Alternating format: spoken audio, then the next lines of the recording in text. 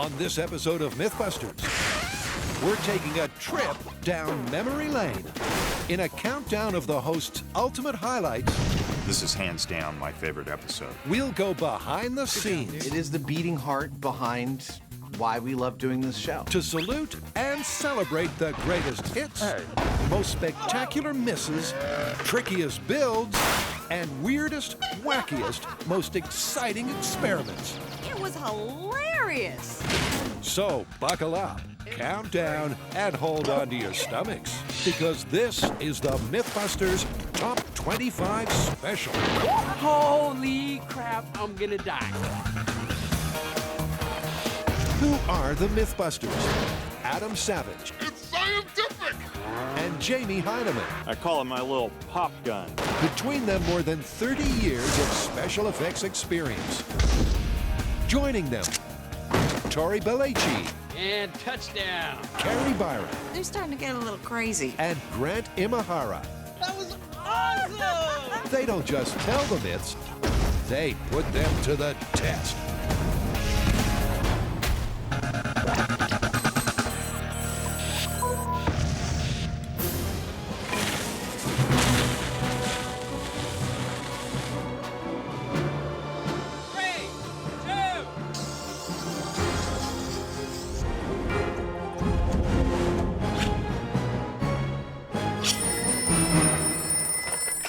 MythBusters. Okay. I'll assemble the team. I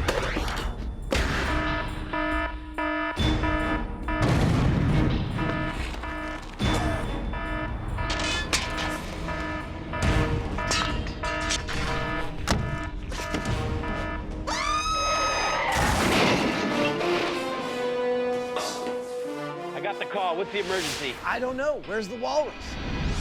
Good morning, team. Thanks for assembling. The network has asked us to make a 2-hour special. The top 25 MythBuster moments. I'm sorry, guys. This is distracting me. What? So seriously, we're compiling our all-time favorite MythBuster episodes? Yep. I got a few. Totally. This is gonna be awesome. Well, what are you guys standing around for? Let's get started. Oh, crap. So we're all set to launch the Top 25 countdown. And it's going to be a wild ride full of spectacle, science, and an intriguing insight into the host's personal highlights. Not to mention all those fan favorites you love to see again and again and again. So where do we begin? What do we got? In at 25, the first most memorable MythBuster moment is in fact the first ever myth. Yep, way back when Adam looked 16 and Jamie looked like Jamie, our dynamic duo took on the myth of the JTO Rocket Car. And to test it, they built their own jet-assisted takeoff rockets, attached them to a car, Yeehaw! and hit the desert with mayhem in mind. I'm gonna have to have a grenectomy. It's funny, after all these years, that our first episode, the JTO Rocket Car, is still a fan favorite and still actually really a high point for me and Jamie. Brakes are coming off. We are a go. Sitting in that chopper watching the rocket car take off. Okay, we're in line. Okay, coming out of full throttle. I'm coming hot with the electronics. It was just extraordinary. Go ahead, set them off. Firing in 3, 2, 1, fire. 3, 2, 1, firing. 3, 2, 1, firing. We got them all. I mean, the closest example that I can give to it is that it was like watching some sort of African animal take off really quickly across the savannah. Except this was a car with a rocket on it. I mean, it was beautiful. It was gorgeous. At a classic MythBuster moment. That was hysterical. That was absolutely outrageous. A hint of the absurd, a dash of engineering, and a side salad of busted urban myth. Hey! That was beautiful. From a single soaring moment in the Mojave to a whole lot of locking and loading. Responsibly, of course. Let's do it.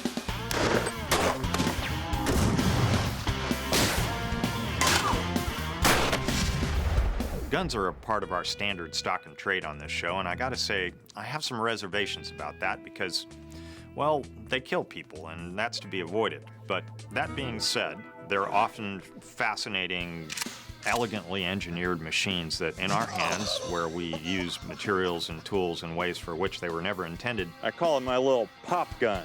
Things get real interesting real fast. It's a lot of fun.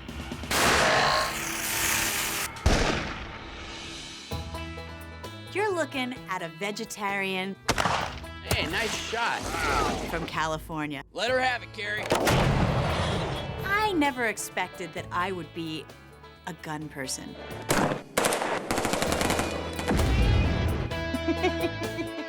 Until I joined MythBusters. Guns and ammo are part of the Mythbuster tradition, but that relationship is built on respect and an ultra-safe environment created by expert armorers and law enforcement officials. And if you see anything unsafe, please report it to the range master.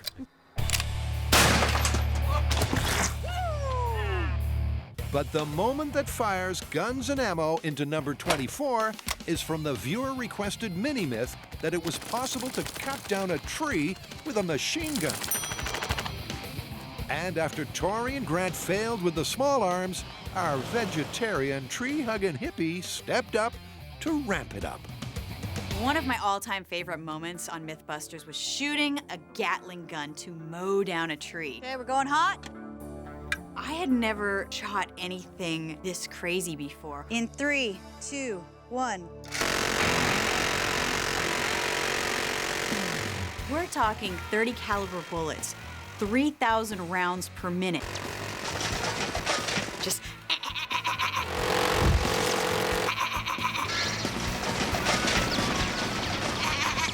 it was powerful.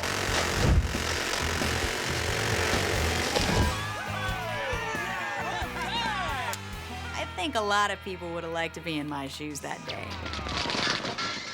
From guns and ammo to a weapon of mass deduction. Wake up! Time for science! I know that a lot of our viewers tune in because we blow a lot of crap up. And make no mistake, that is fun. But for us, what's kept it fun, kept the whole show this entertaining for all these years, is the science. Gravity, man. It's not just a good idea, it's the law. It is the beating heart behind why we love doing this show. We're popping popcorn with lasers. It's scientific! And the tall tale that provides the fondest memory of solid scientific methodology and makes it in at number 23 is the time the team fired up. The myth was that a bullet fired straight into the air will kill you when it comes back down to the ground. All we did was find a dry lake bed that was pretty pristine, fire the bullets up, see where they landed. Simple, right? Sometimes the best science is simple. The U.S. military had actually done a fair amount of research into it between the two wars. They wanted to know what happened with falling bullets. There she blows. That's a 9mm round. Woo! We found it! We looked at all their research, and by the end of our episode, we effectively tripled, I think, the amount of real practical knowledge there is about bullets, how they fall, what speed they fall at, and what they'll do to you once they hit you. About 2 inches. I'd say that's probably one of the few episodes we could publish the results from, and I'm really proud of that. This is science in action. We can confirm that vertically in the air, neither a 9mm nor a 30-06 is coming to the Earth with a lethal velocity. Couldn't be any clearer than that. I think we got this one down. The next most memorable hold on. The next most memorable MythBuster. This doesn't happen to me. It usually happens to Jamie. That would Am I actually failing at trying to say failure is always an option? Can we just roll the tape? To say that things go wrong on the show is an understatement. And fabulous failures that stick in the memory include Go! this bunker test for the myth of the Confederate rocket, which put an end to shop-bound tests with rockets.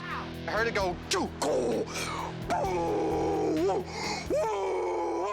Then there was Compact. Wow!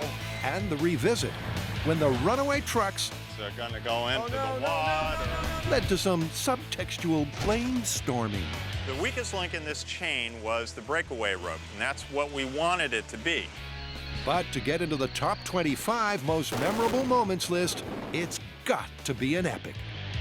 I think the most epic failure of all time was the JTO Rocket revisit, when there was so much planning and so much work going into getting this car to go off a ramp using JTO rockets, and it blew up on the ramp. 3, 2, 1, go. Good, it's on the hook. It's moving well. There it goes. It's heading towards the ramp.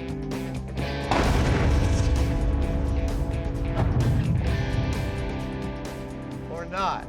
There's no reset. You can't reset for a JTO rocket car launch because blowing up is your last chance. Boom, done. No reset.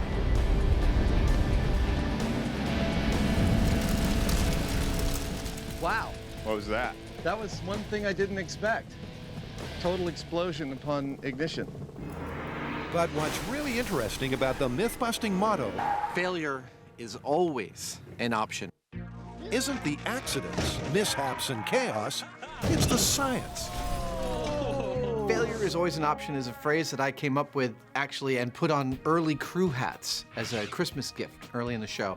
And it's not just a joke. It's actually really the cornerstone of our approach to the scientific method. Any result's a result, that's for sure. We screw things up all the time on this show. And we have no pretense that we don't screw up. Whoops. In fact, when we fail, we learn things, and so we actually kind of respect it. 1.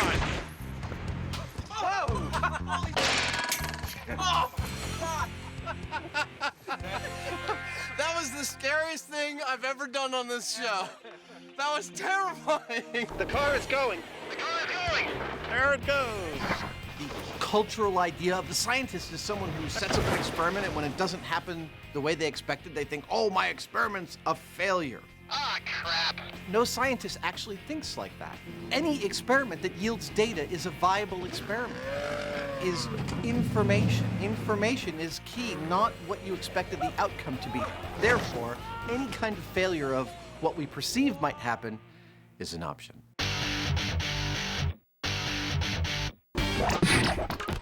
Up next on the MythBusters Top 25 special,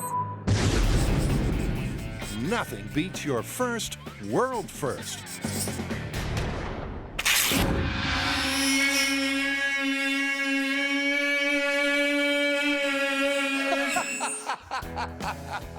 I had a nightmare like this once. The glass break episode is our first world first, and it's a real high point for us.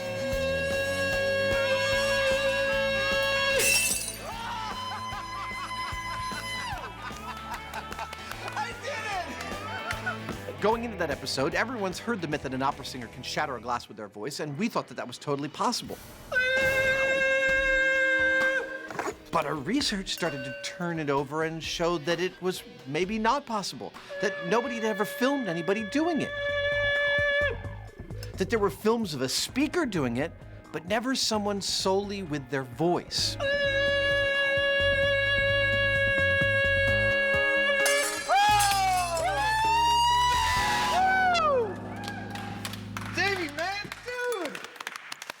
Is a first on television.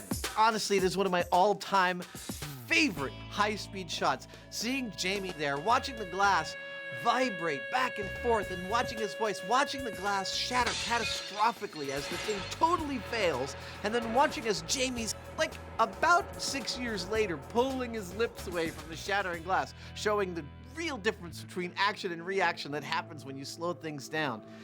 It doesn't get much better than that. But apparently, some viewers weren't as happy as our hosts. After this story aired, we got a lot of feedback from people indicating that they didn't believe that we were actually able to break that glass with a human voice. Yep, some of you thought that this microphone boom is a sonic gun, and that this lens flare is a fishing line. Both theories suggesting that the glass break was fake. But the guys court the controversy, and here's why. We like controversial results from our testing, and we, in fact, also like it when people criticize what we've done on the show, because it means that they're thinking about what we've done. And, you know, that's where it's all at. If you're thinking about the show, then you're being engaged, and we're doing our job. Next up is not so much a single moment, but a medley of mean machines.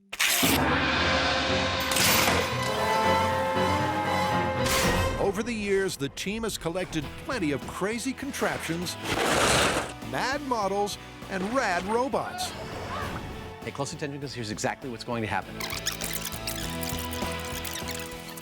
That's what's going to happen. These beastly builds have provided many of the team's all-time highs. Watch out! And although this moment is a monument to them all, Pretty sexy, huh? the hosts do have a few cherished examples. For both Adam and I, building crazy machines, well, it's what we live for. Like that. Just a godly torrent of water. But out of all of them, what would be my favorite or the craziest? Working on these machines is great for my skin. I'd say that it'd have to be the steam machine gun. Nice! I'm very pleased and terrified. I mean, this thing was just so out of control. We had these pressure vessels that are, you know, hissing. That you turn the thing on and all these steam motors start to spin things at high speed. 3, 2, 1! It was terrifying to even be close to it. It was insane.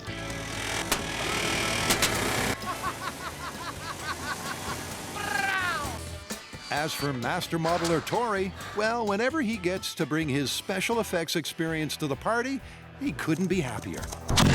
I mean, who gets to build a 20-foot rubber shark? Or a Batmobile out of a Trans Am? What do you think of the car?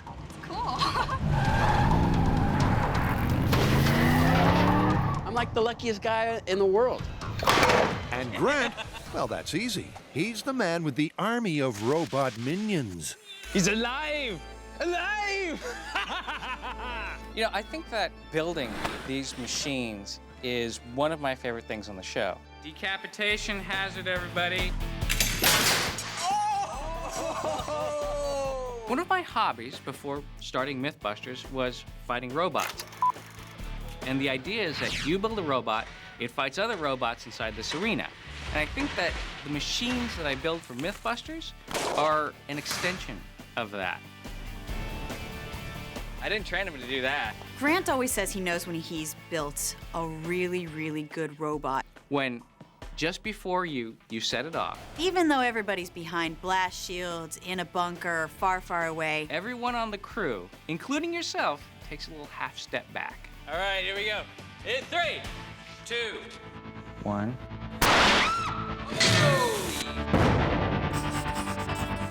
In the serious business of solving crimes of science, Cue dramatic music.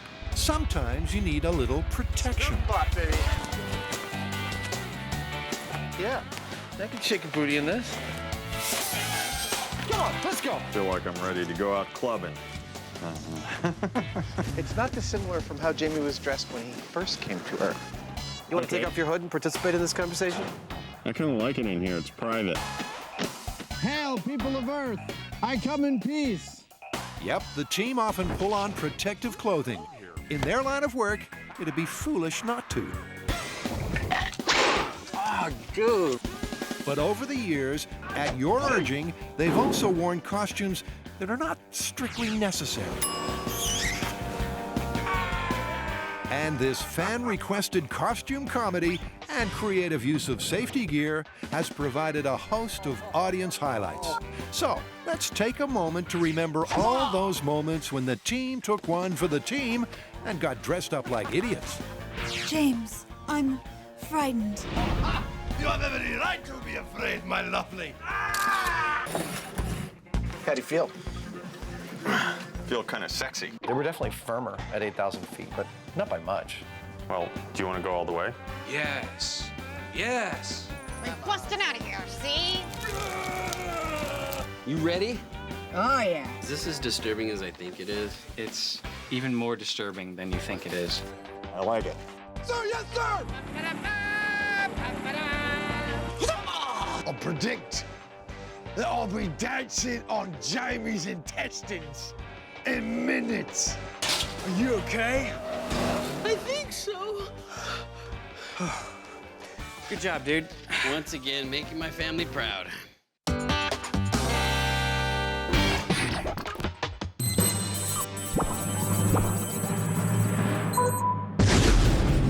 Number 18 is a watery fable that proved science saves lives. While we've tested stories that really range the gamut, everything from the purely abstract physics thought experiments, conceptual ideas, to Hollywood movie misconceptions about physics. Golly. Every now and then we get our hands on something that has real-world consequences, and for me, the high point in that is the underwater car. The myth being that if this happened, you wouldn't be able to open the door to escape until the interior filled with water. So, cue the car. I had to remove the engine from the car to clean the car up, so I did. The water, Don't pee in the pool. and for Adam, the opportunity of a lifetime. It's something I've always wanted to do. This is my story from the get-go. Okay, it's coming past my waist. Now I can start to see under the water. Oh my God. That being said, being in that car while it was sinking, buckled in, hearing the water rushing under the dashboard, feeling the cabin of the car pressurizing, all of those things are totally wrong. And, you know, you're clear that if you ever felt these in real life, things will have been going very, very badly. Woo! All of that being said, it still was like a super high point for me. I've always wanted to be the hero of my own action movie, and this is one of the chances.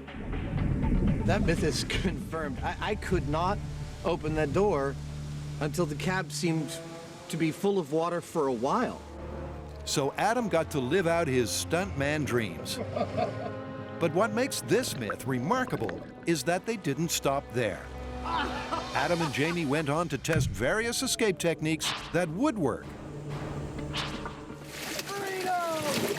One of which made Adam and Jamie real-life lifesavers. About 6 months after Underwater Car aired, I got an email from a fan who's a truck driver who had been driving, had a seizure, passed out, and woke up having driven his truck into the water. He woke up with his cab underwater, and he tried opening the door, and it wouldn't open, and he remembered our episode, and I still can't believe he did this. He reached up to the roof of his cabin, opened the air vent in the roof, and let his truck fill up with water.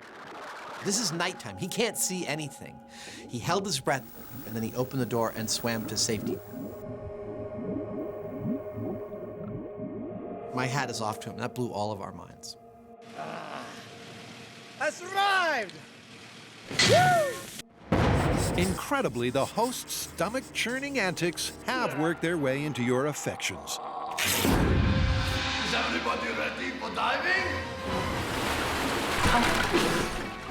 Well, that's great. Smells like pizza. I'm done with science for today. So once again, for your viewing pleasure, we bring you Green Grant, Queasy Carrie, and Seasick Savage. I've been seasick all over the world. I've been seasick in Africa. Adam's doing his best right now to help us attract more sharks. I've been seasick in the Pacific. I've even been seasick on a plane. Ready, hit it.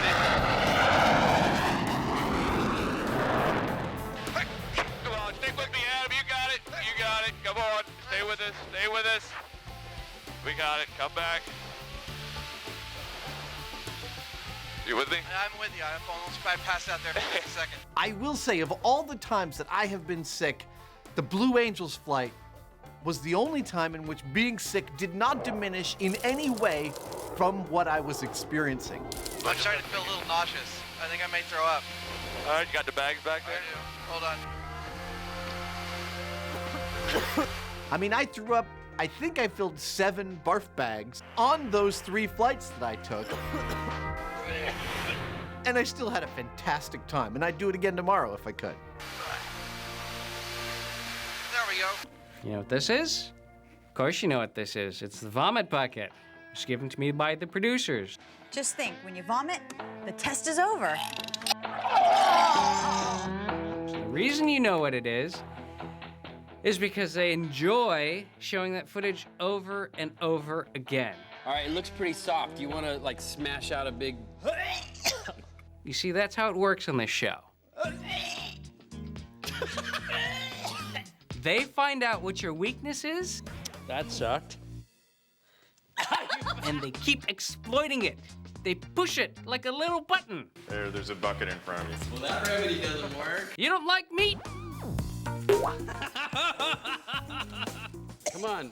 Never leave your position, Carrie. Guess what? You're gonna be going to get the meat. Of course, I'm the one they pick when there's anything nasty to pick up. You get seasick, you get motion sick, guess what? You're gonna be the one thrown up on camera. Attaboy. Yeah. That's what they do. Totally puked. Oh, I think I could throw up my lunch right now. Up next, the team celebrates, collates, and pontificates on results that defy expectation. My favorite part on the show is when you expect one thing to happen and then the exact opposite happens. His stomach is inside his helmet. It never ceases to amaze me when we start in on a story that we think is going to turn out one way and we get a totally unexpected result. Take the mice versus elephant story. That was amazing. The elephant totally avoided the mouse. Or the spinning tire of death beheading.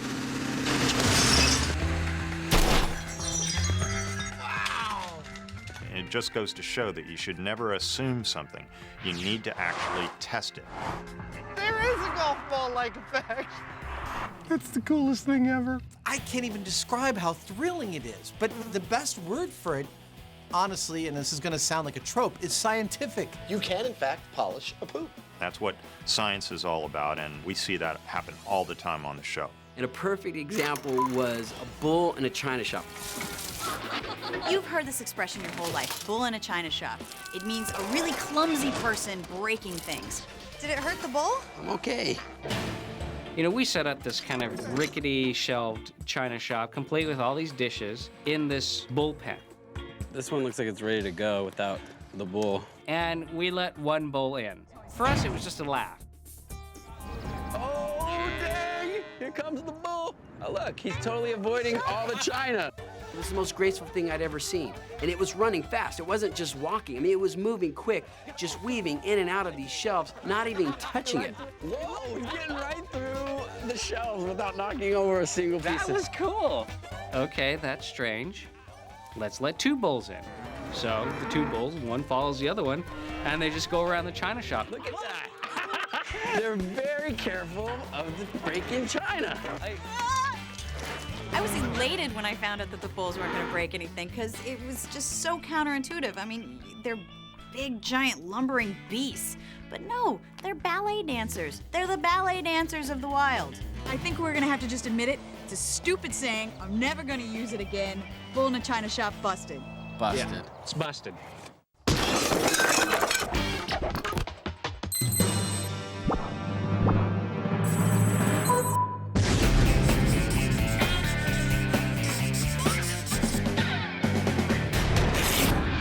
think we should call him Buster. Buster. Buster sounds pretty good.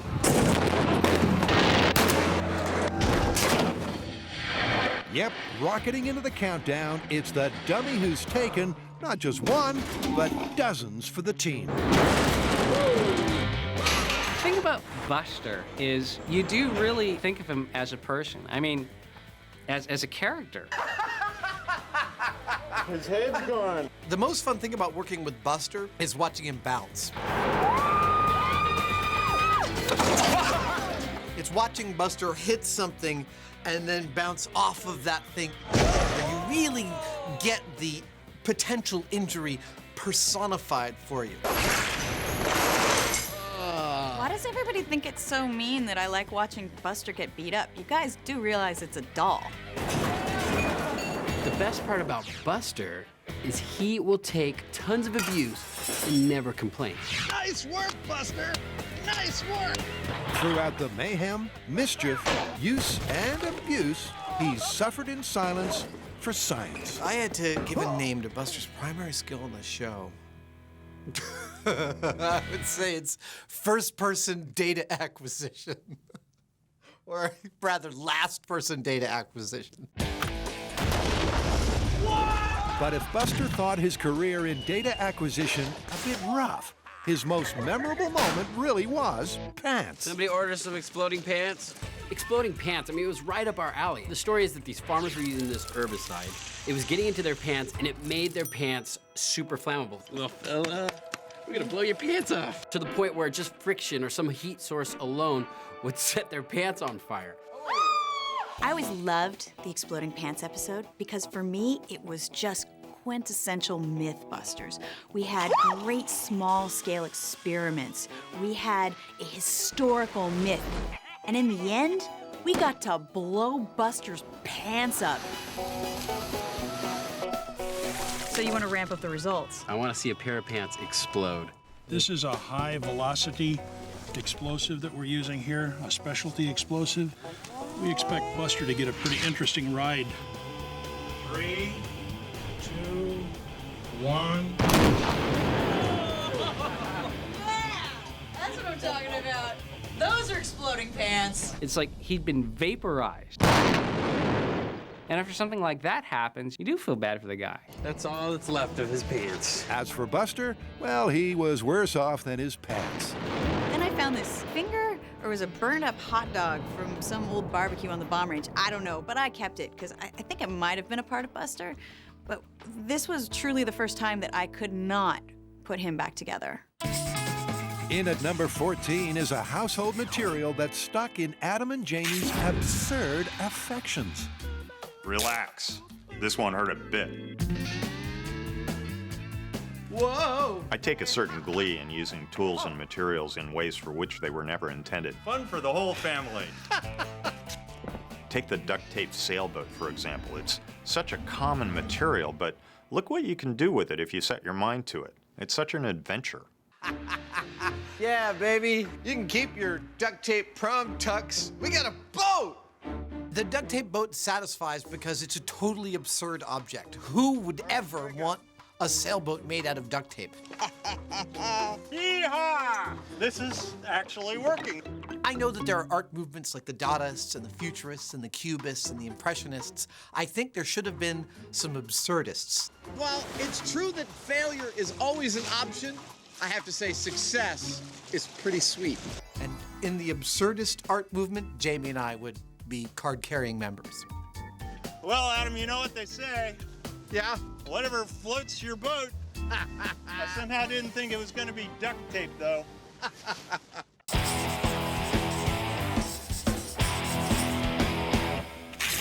All right, this part might be a little gross.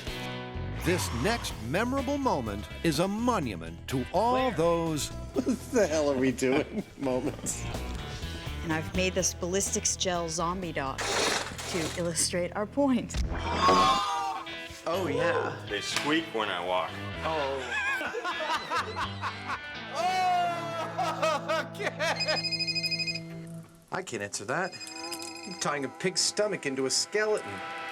Clamp. We are continually having these moments where we all just kind of stop and say, what the hell are we doing? I mean, this is insane. That's not tendon. Here, grab that other end. What is it? Penis. I mean, it's like things that we do on this show are so outrageous.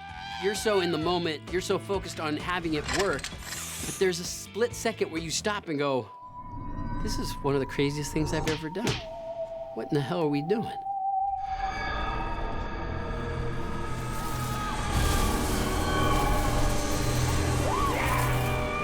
I climbed down a rope of human hair to try to break out of jail. I see split ends. You should have used conditioner. There's split ends. Oh no, that was so scary. Yeah? For me, the ones that stand out are really specifically the ones I just never imagined I would get to do.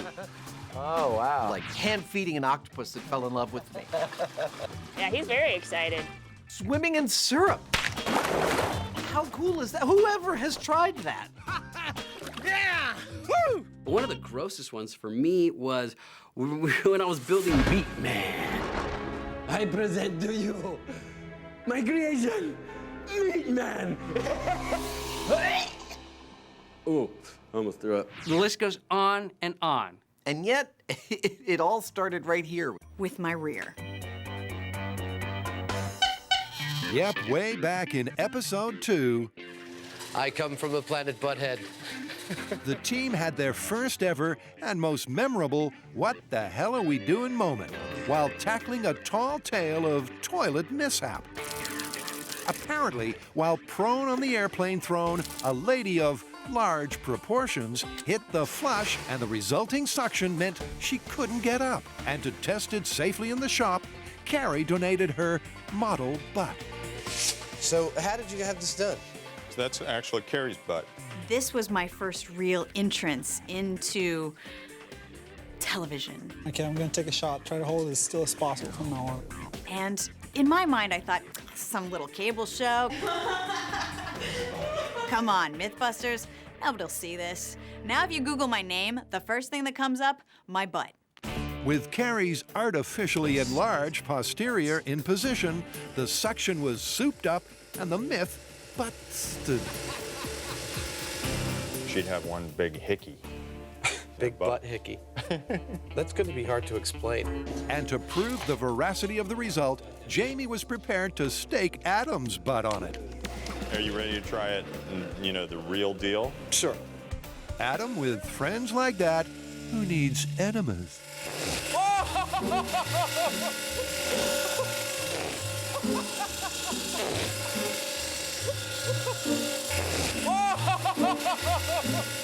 All right, that's significant. Oh my gosh. Oh wow, that was really significant.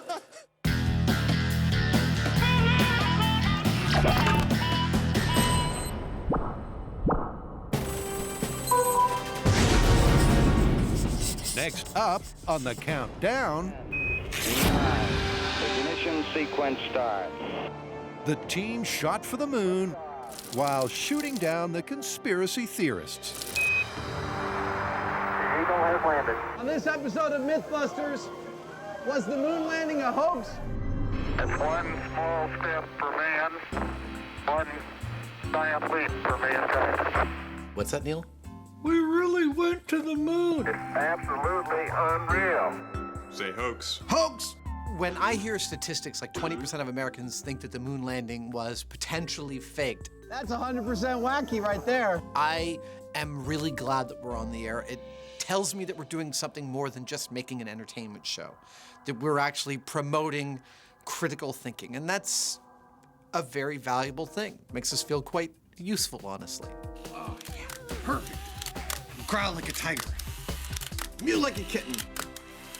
But if you want to know what really got me excited about doing this, it was building the miniatures and models. That's perfect. Because keep in mind that for something like 20 years before I started on MythBusters, that was mainly what I was doing. So it was a real joy to be able to practice my craft again. He's standing full on in the shadow, and you'd think you wouldn't be able to see him. He'd be dark, but he's not. He's in brightest day. The cool thing about the moon landing myth is we actually got to work with NASA. Oh my God. When do you get that opportunity to actually go to NASA's testing facility, It's a portable hug. use their equipment,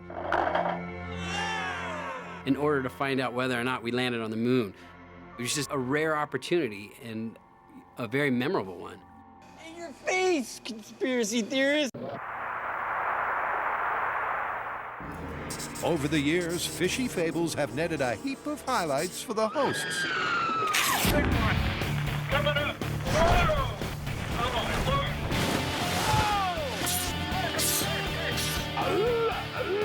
Here, let's give him a little bait.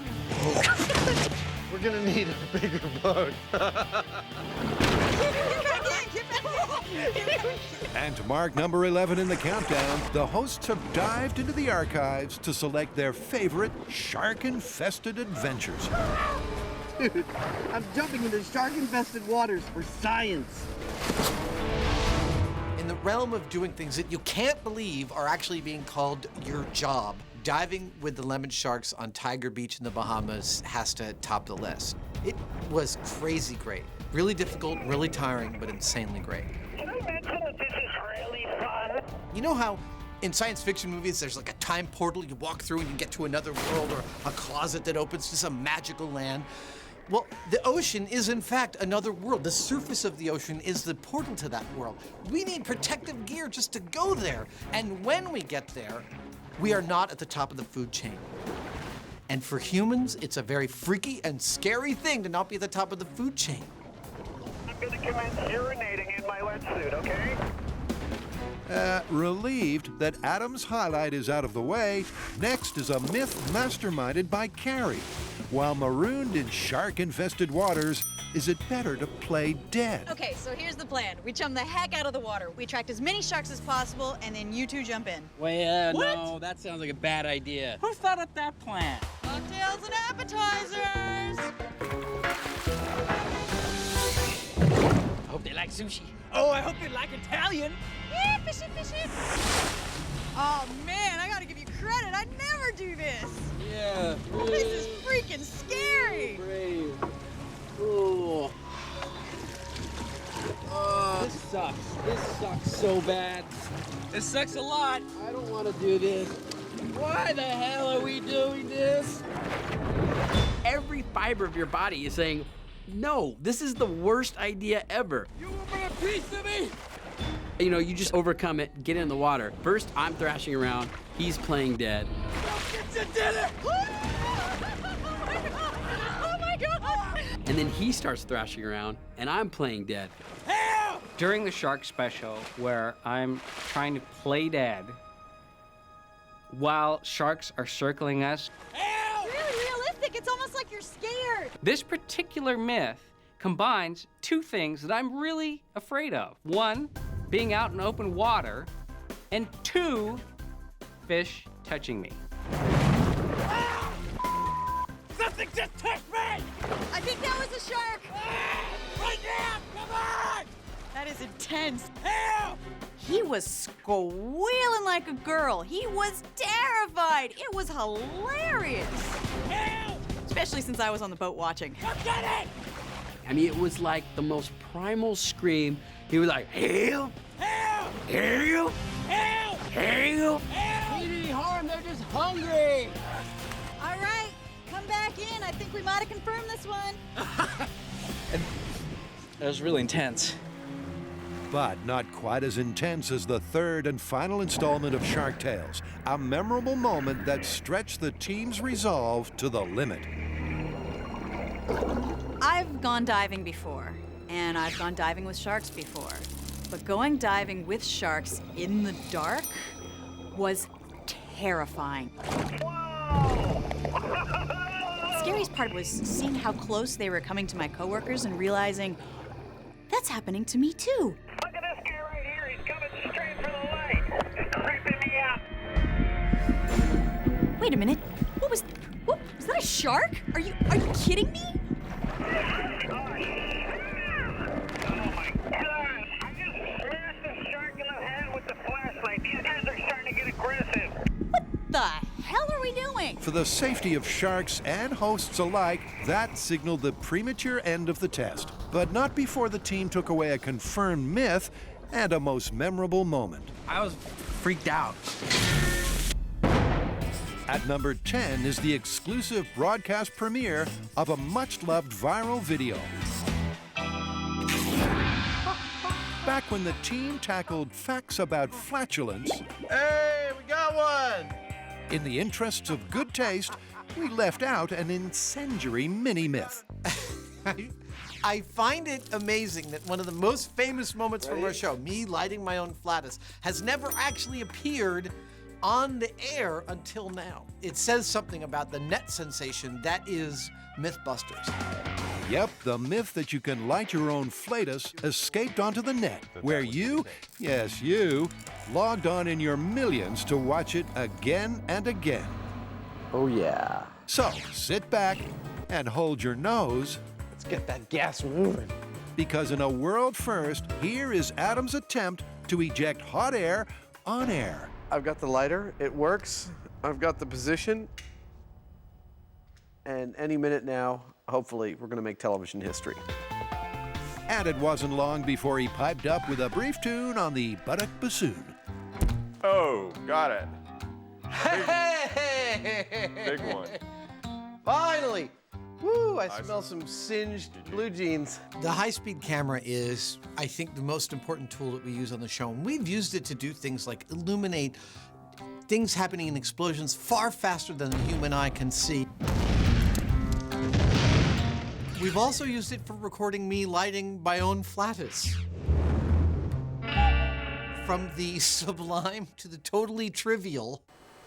Oh, got it.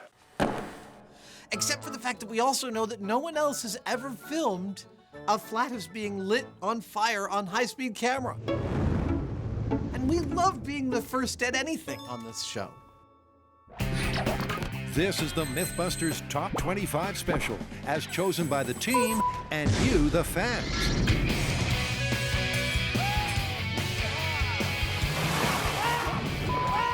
Something just touched me! We've already seen a heap of highlights. But now that we're into the top 10, we're counting down to the biggest bangs and best of the tests. Holy crap! And in at number 9 is a collection of those moments the team strap in, buckle up, and jump off for science. We do all our own stunts. The only stunt double you'll ever see on MythBusters is Buster. The concept of human guinea pig is more than just something that we've printed on our shirts. I mean, it's a central idea of MythBusters. I always wanted to be a stuntman as a kid, so this job on MythBusters is kind of like a dream job. Yes, every single time the team gets an opportunity to live out their stuntman dreams, they make a deposit in the Personal Highlights Bank. Water skiing behind a rowboat, that was just plain exciting. We were curious to see whether it was actually possible. And it was. Whoa! And never one to miss a chance to ramp it up. I can't believe we're gonna do this. Our resident action man, Tori, took the towing tail to the next level. That was probably one of the coolest moments on the show for me, where it was just like, to be able to say you've wakeboarded behind a cruise ship.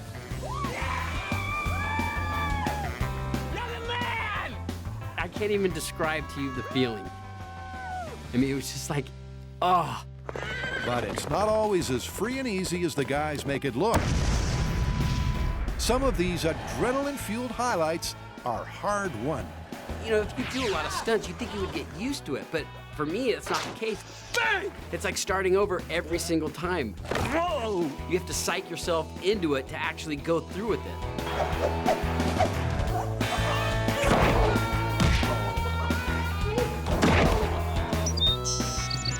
Oftentimes what happens with a stunt is that I will anticipate it with excitement until just before I'm about to do it, and then I'll realize how scary it is. And then get that fear under control to do the thing and slowly get better and better as I go. And that is a really interesting process, overcoming that fear reflex to be able to do something. Let's go for it. because one of the things about stunts that's really fascinating is all the work happens before you do the stunt. There's no correcting in the middle of a stunt. This is something that I've learned the hard way. You have to be just mentally prepared so that once you take the jump or dive or slide, it all happens right. And attaining that sensitivity to it is really awesome. Red flag to a bull, we are seeing if the color red will infuriate a bull to cause it to charge at you. Whoa! So we'd done a bunch of tests, and it turned out it was actually motion, not color. So we were so confident that it wasn't the color that I dressed up in a red jumpsuit and stood out in the middle of this ring, and they let bulls out. Every guy's running around. And your heart rate just like through the roof. Everybody stay sharp. He's on the Tory side of the ring. He sees Tory. More movement! More movement!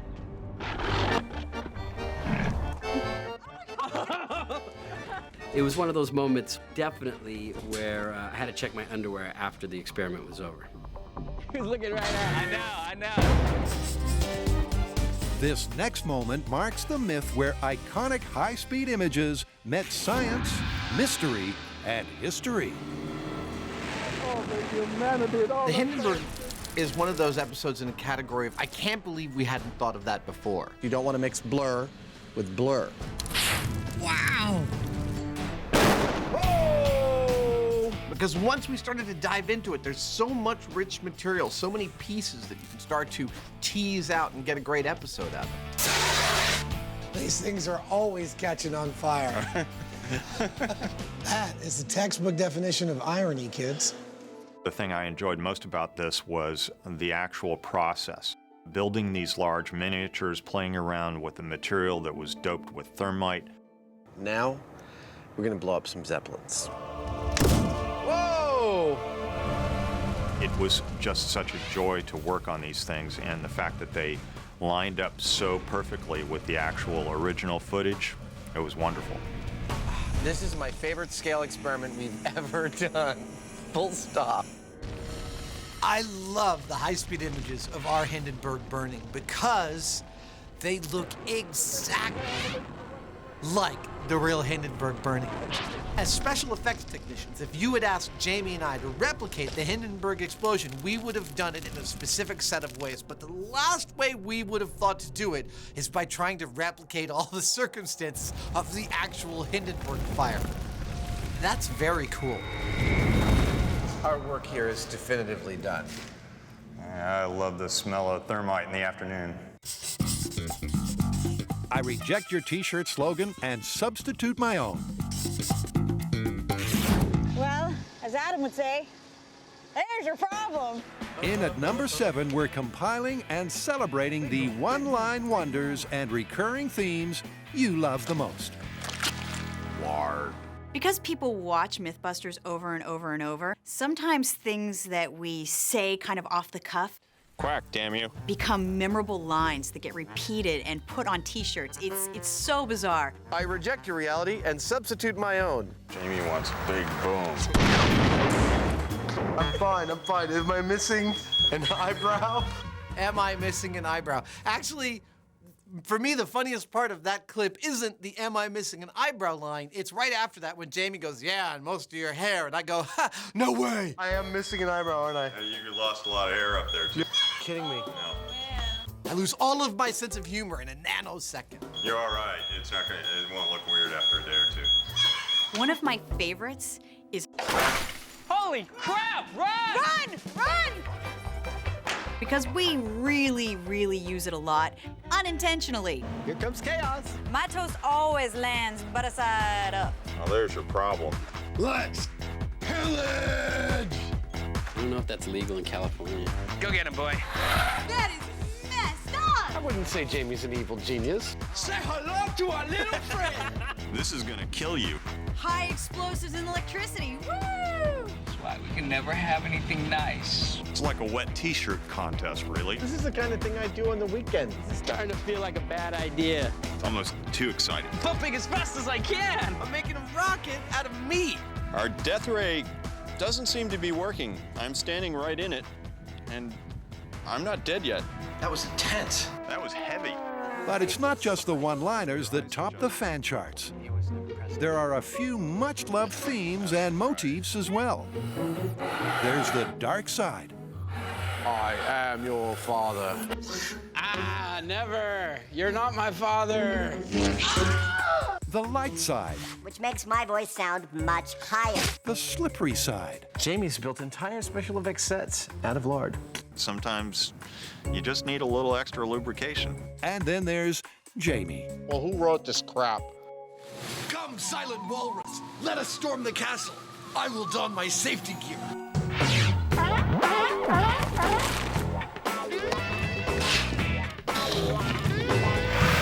Jamie, underwater.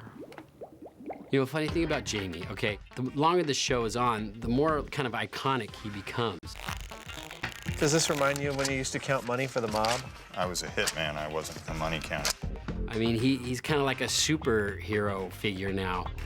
How are we gonna test this one? But I mean, he's just a normal guy, you know? He puts his beret on like any other dude who chooses to wear a beret. Jamie, pensive. Over my shoulder is a wild Heinemann in his natural environment, and he seems, if I'm correct, to be dung hunting. So little is known about this elusive animal. Theirs is a tenuous existence at the very edges of society. Sad. That's important we stay very quiet. They are deadly if provoked. Scared. Let's see what he does. Oh, he's gone into hiding. Is he doing his David Attenborough thing again? See, you can't use that. He will kill me.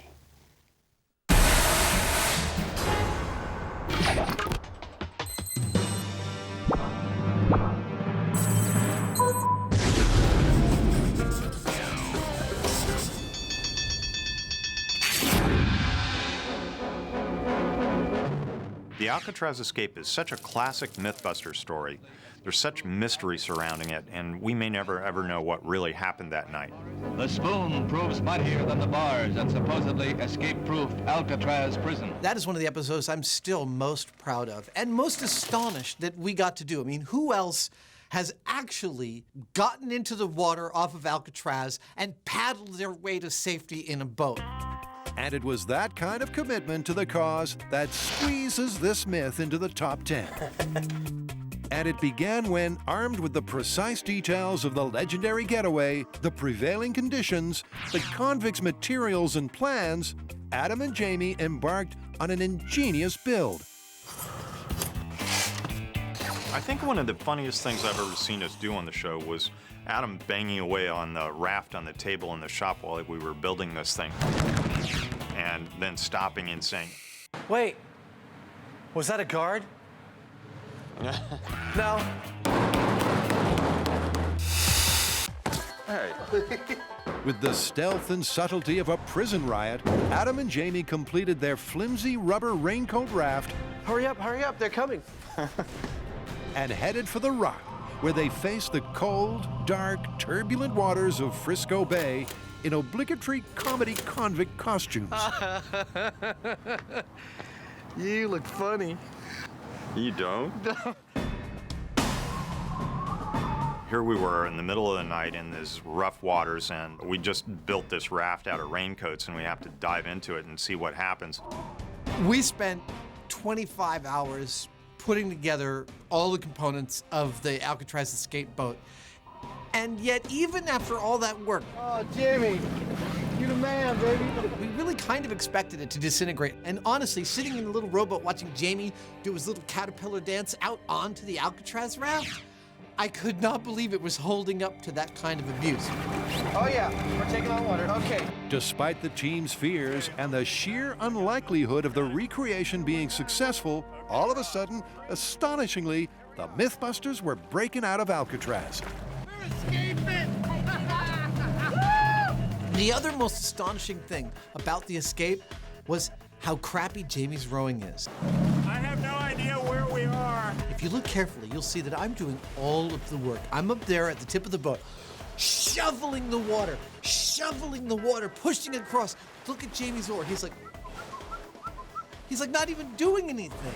And I've still yet to hear a suitable explanation from him for why he's doing so little. This is so cool! It seemed like for the entire voyage that the thing was about ready to sink, but, you know, sooner or later, the opposite side of the shore came into view and we were out. It actually worked. It was amazing. We made it! I think Alcatraz Escape is a quintessential moment for MythBusters because it's the perfect plot for MythBusters. Everybody's heard of it. It's a seemingly impossible task that we, after careful examination of all the evidence, prove, in fact, is totally plausible. It's a home run from a story and an execution standpoint. I'm king of the world!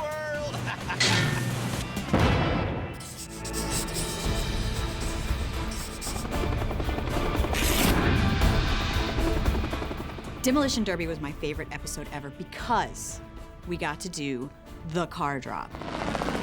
Reminds me of now. The car drop was logistically, technically, All those years of video games are gonna pay off now. emotionally, the hardest thing we've ever achieved.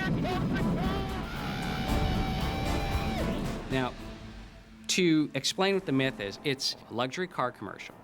And they suspend a luxury car from a helicopter. And they start another luxury car at a starting line on the ground. And both are racing towards this giant X drawn out in the middle of the desert. In the end, of course, the luxury car on the ground is faster than gravity, and it zooms past the X just before the other car drops and shatters into a million pieces. Now, before we went out to the desert to test this whole thing, we went to the quarry to do the small scale. I love this job. Which was dropping cars from a 400-foot crane. I mean, that just tells you how big this myth was.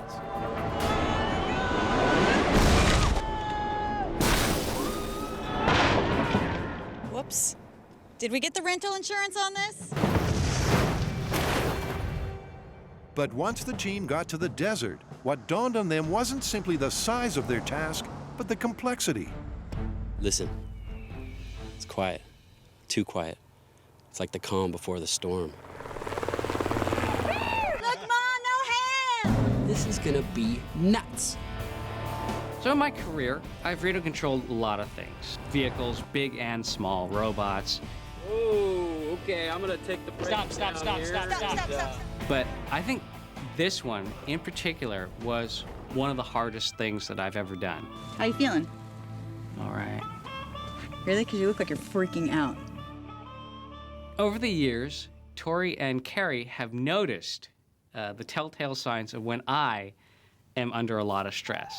He does this little neck thing where he goes like this.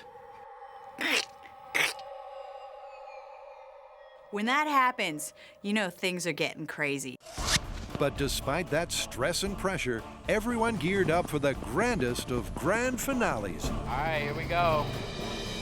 When we actually executed this myth, it's one of those things where 100 things have to go right, but only one thing can go wrong and it will ruin everything. It's very true for this. It was so complicated. You're all buckled in. Good job. I'm all buckled in and ready to go. Yeah! Woo. There it goes. Here we go. Wow. Oh, this is crazy. That's mighty. There was a giant cargo helicopter with a quick release holding up a real car. There was a radio-controlled luxury car on the ground that I'm controlling from a helicopter. All right, car is being lifted off the ground. Oh, And all of these pieces moving up in the air, it's like juggling a dozen different balls, having them all up in the air and not dropping a single one. Okay, we're at 1,000 feet. Being in a helicopter that size and watching from above, I got a perspective that nobody else could see. We're at 4,000 feet and directly above the target zone, ready for the drop. I got to watch the car drop, slowly become tiny, hit the ground. Grant, in your own time, start driving. okay, here we go. 3, 2, 1. Car is away. Car is away. 45 miles an hour. Looking good. 60 miles an hour. 70. Looking great. 80. Car's looking good. We're going straight for the X. You're about 1,000 feet from the start marks. We're at 95 miles an hour. Stay on target. Looking good, Grant. Looking good. I stand by. We're coming up to the mark soon. Okay. 500 feet. Stay on target. Holding 105. Dropping in 3, 2, 1. Release. Here it comes. 105. Holding 105. Here comes the car. Holding 105. Tires hit the desert. Target's coming up. Mission accomplished. Myth busted, and in terms of team effort, our intrepid trio's most memorable myth yet. I felt like I could, I had so much adrenaline I could lift a car myself.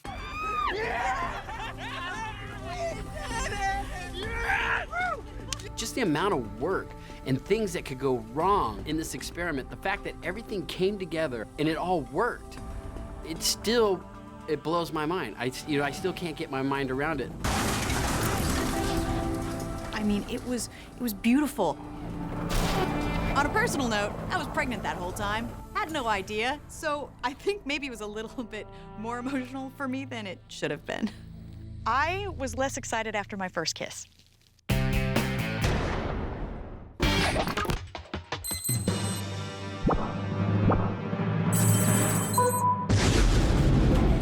At the top of most fans' memorable moments list are the trials and tribulations of Adam and Tori.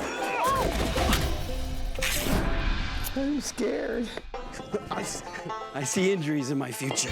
So here at number 4, we're celebrating all of the eye-watering,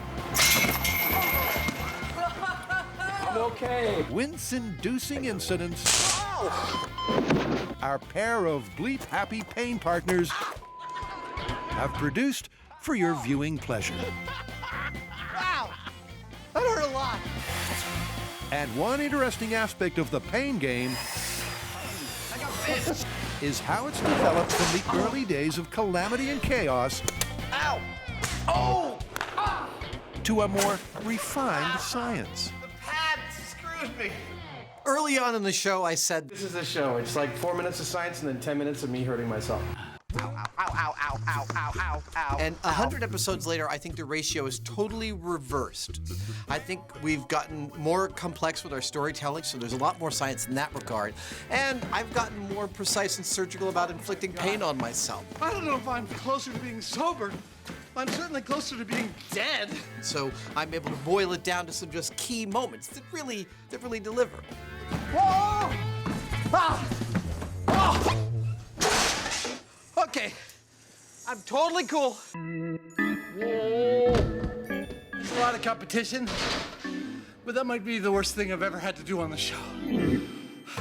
Yep, by mixing his drinks and the high-speed camera, Adam's at the cutting edge of accidental entertainment. And of course, Jamie lends a helping hand. Oh! Holy bleeping bleepity bleep! Can I do that again? That was kind of fun. No, that made my head ring. Oh! It was a good-sized slap there. Let's look at it again. Oh my God! It's like your whole head is rubber. That's the funniest thing I've ever seen. And speaking of a helping hand from the Heineman, Oh, you baby. Do I enjoy seeing Adam in pain? Shoot me in the ass. Well, Adam gives great reactions, so that makes for good TV. Oh! That hurts. Look, some of Jamie's supposed entertainment at my getting hurt is the editors creatively telling a story that isn't quite there. Some of it.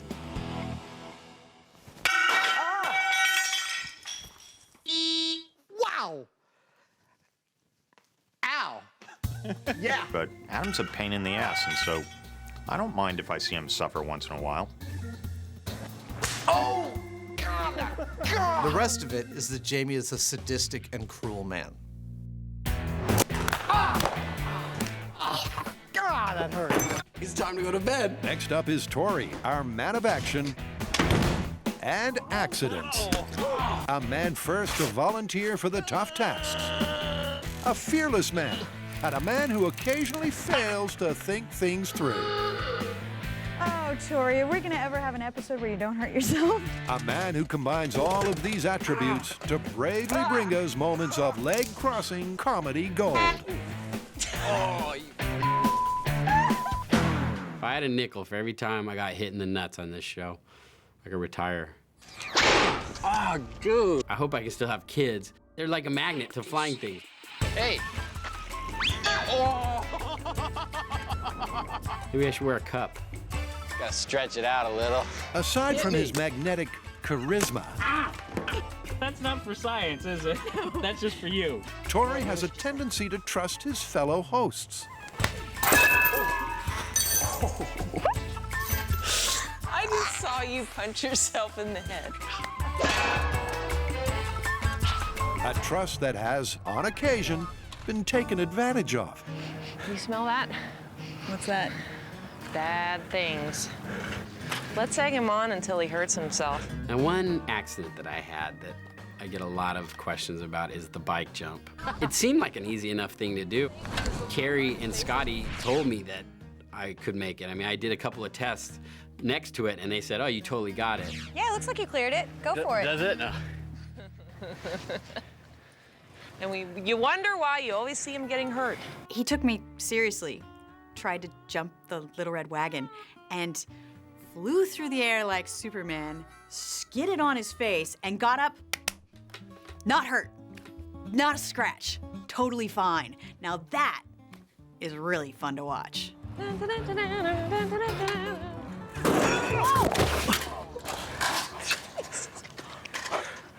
I'm okay. Why do I always laugh when you get hurt? That looks so bad. Oh my God, I can't believe you did that. I thought I was gonna make it. The final contribution to the Hall of Pain is a group effort. Now, there was one myth that we were testing called the Baghdad Battery, where we hooked up an electrified fence shocker to this Ark of the Covenant that I built. I feel like I just got punched in the chest. We can't do that to Adam. And Adam came in to test it, and we didn't warn him that it was hooked up, and we ended up shocking him. You guys haven't hooked in the electric fence thing in here, have you? Oh, we That would have been a good idea.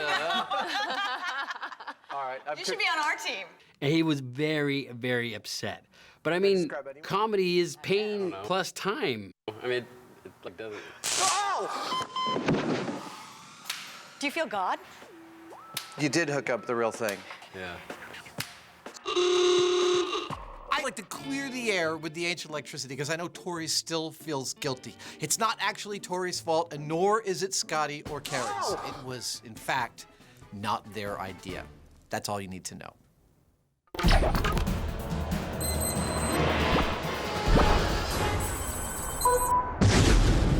In at number 3 is an explosive pair of revisits with rockets. The revisits are by far the most scientific thing I think we achieve on MythBusters. I don't know any other show that goes back over old broadcasts of theirs and say, we got it wrong as part of the structure of your show. Hey, look at that.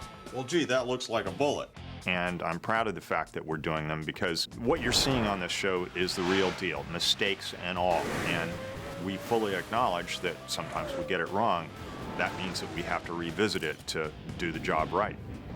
That thing was going so fast that it was in and out of the range of the camera before it knew what was going on.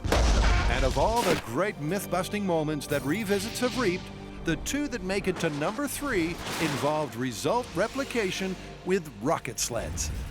First to launch was Adam and Jamie when they proved that to compact a compact, Oh my God. you needed a whole lot more than 2 trucks traveling at highway speeds. Let me spell out for you exactly how this is going to break down. When we push the launch button from the bunker, this back sled fires, pushing this front sled down the track to here, where the front sled's rockets kick into gear and carry it the rest of the way down the track. By the time our sled reaches the end of the track here, it ought to be going 700 miles an hour. It will then leave the track, traveling across 20 feet of open space where it will eventually hit our car. Smack on the nose. Now the car's backed up against that steel plate and that concrete block, and that should simulate our two-truck impact at the speed of sound. Are you ready?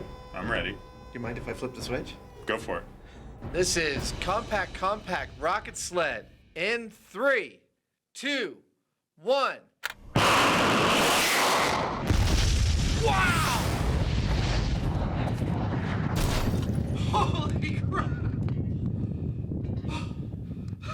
That didn't mess around. Oh no! That second stage was a hell of a thing. It was like, whoa, it just disappeared. I've seen things go supersonic, I've fired cannons, I've watched jets go by, but there is something about that rocket sled, watching the sled reach 400 miles an hour and then the second set of rockets kick in, and watching it reach 700 miles an hour before hitting the supposedly immovable object. It's like a visceral experience of something that makes you feel good to be alive, and not in its way. The rocket sled test has to be one of the more spectacular things that we've ever done. But having been there and seen it live, I have to say that it's almost too much to absorb. It all happens so quickly. Holy crap! The only way that we really get a chance to absorb it is by looking at the footage afterwards. And that's where this moment comes into its own, because the high-speed footage is nothing short of spectacular. But conversely, watching the rocket sled accelerate to the speed of sound and hit the immovable wall, nothing equates to seeing that in person. I have nothing else to compare it to. It really is the high point.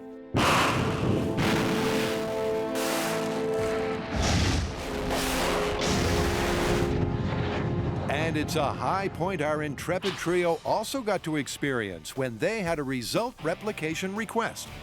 Now, when we test the myth that a car gets in a head-on collision with a snowplow and it gets split in half, we could not replicate the results. I mean, we got it to split halfway, but it didn't split the car completely down the middle.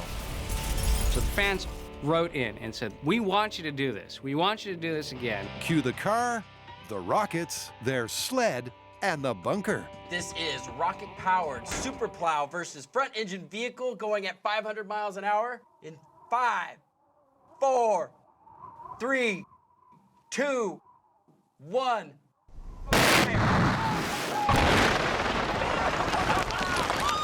That was one of the coolest things I've ever seen. Wow! That went so much faster than I thought it was going to. Oh, that was great! It was like here 1 second and then gone. I really didn't think we were going to be able to split a car in half. I thought the rocket sled was just going to obliterate it, but it pretty much cut the car clean in two. We found two distinct halves. I mean, it took so much force to make that happen, and the rocket sled delivered. We split it! I cannot believe we split the car in half. Look at it, it went right down the tape line. We have two perfect halves of the car. It's like, I can't help but smile. And watching that high-speed footage, it's just like, we did it.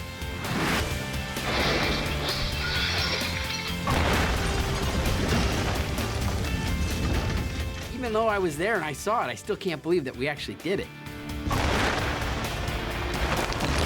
For me, using the rocket sled is one of the closest ththings that we get to being Wile E. Coyote in the cartoons.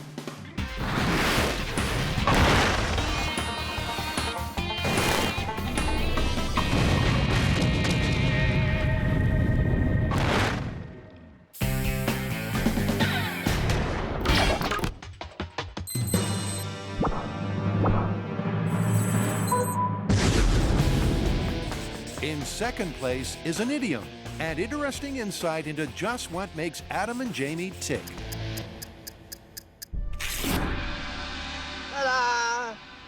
Something tells me balloon myth? My favorite episode is Lead Balloon.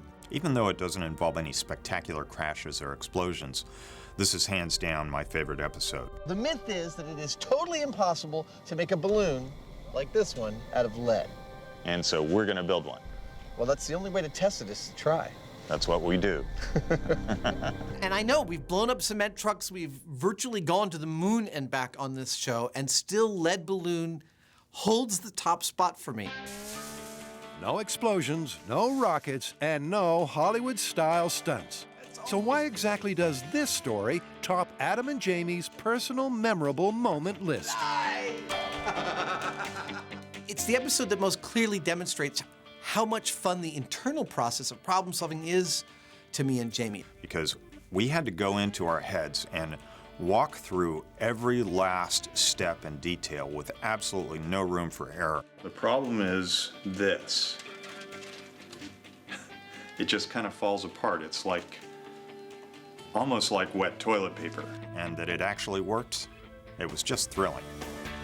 And the cornerstone of that success was an ingenious design from our resident Swami of origami. The biggest problem that the lead is giving us is that it's delicate. We have to build our three-dimensional shape flat and then inflate it. We can't move the lead around too much. So I'm gonna try and design a way to make a cube so that we lay it out panel by panel, flat, and then we can inflate it. It works. All right. There it is. That's the deal. The problem solving is the reason we love this job. And lead balloon demonstrates that problem solving in the most elegant way I think we've ever done.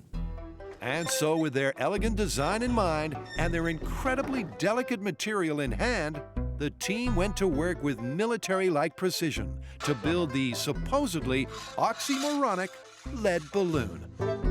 This whole build depends on how carefully we do this. Why is that piece of tape there? Has to be pristine. We're gonna lay down paper. We're gonna be wearing booties when we're working around this. This is gonna be like a medical procedure.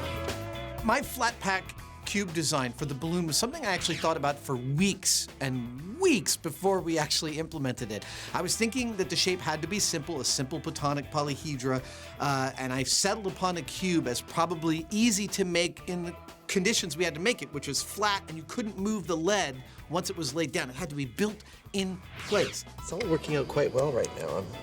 Makes me a little nervous.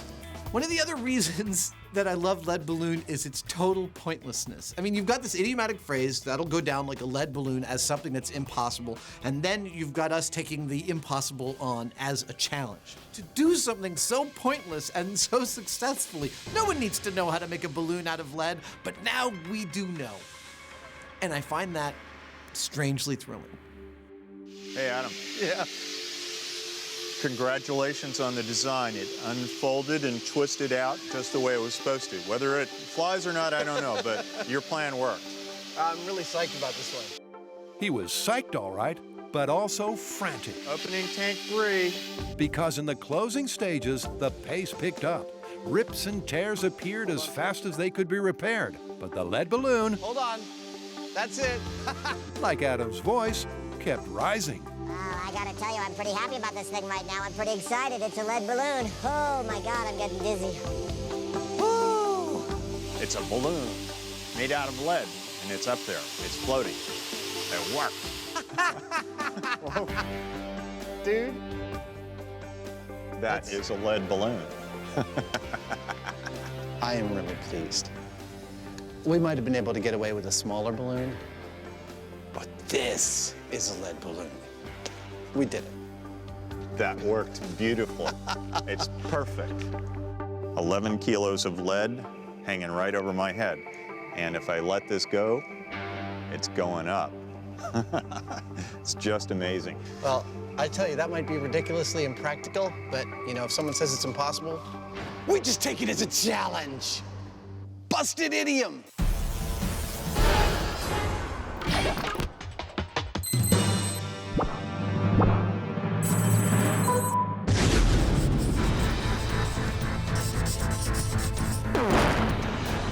So here it is, the #1 MythBusters most memorable moment.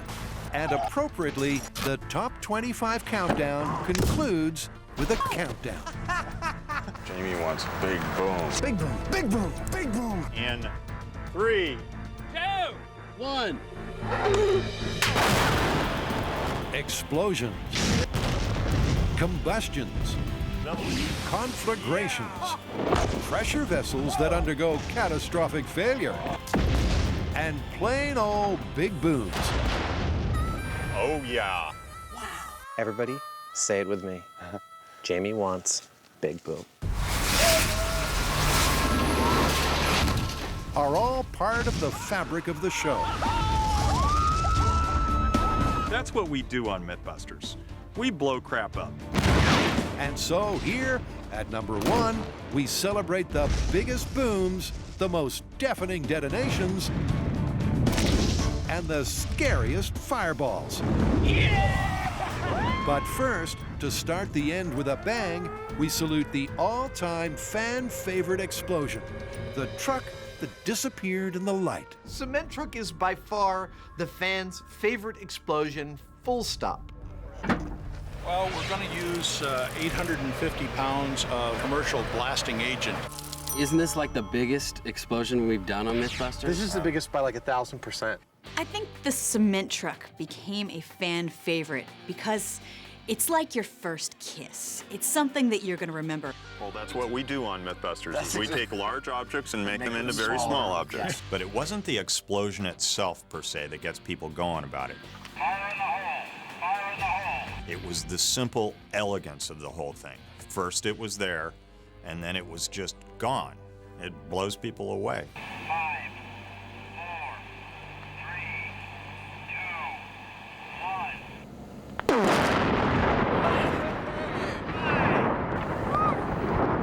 Big piece of chunk coming down, man.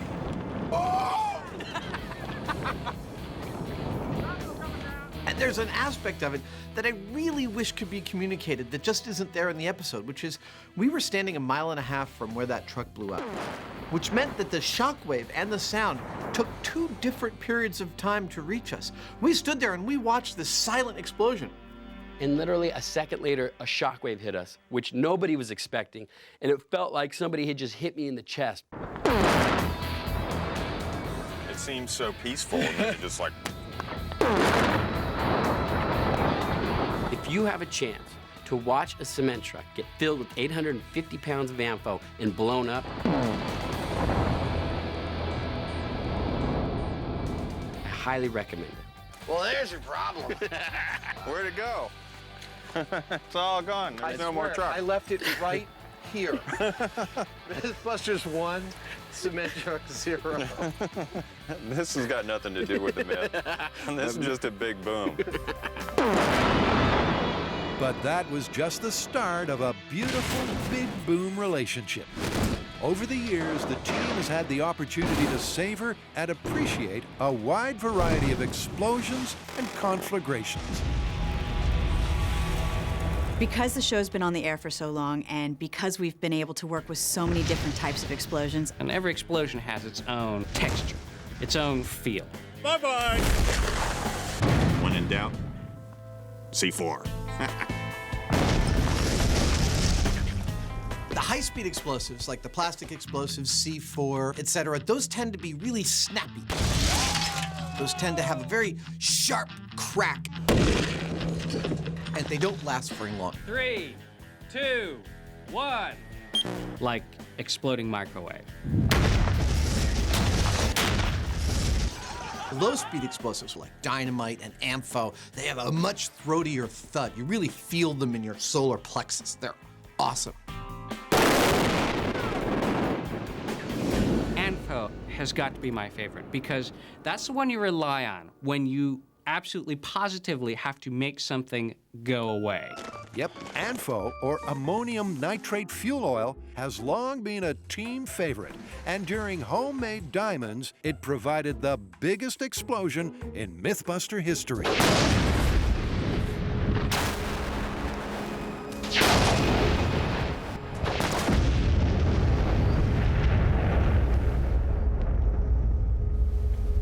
But big is not always best. Carrie, for one, prefers a little bloom in her booms, a visual flourish that requires additional ingredients. My favorite explosions always involve some sort of fuel. I love when you add gasoline. I love when you add propane. I love when you add coffee creamer. 3, 2, 1.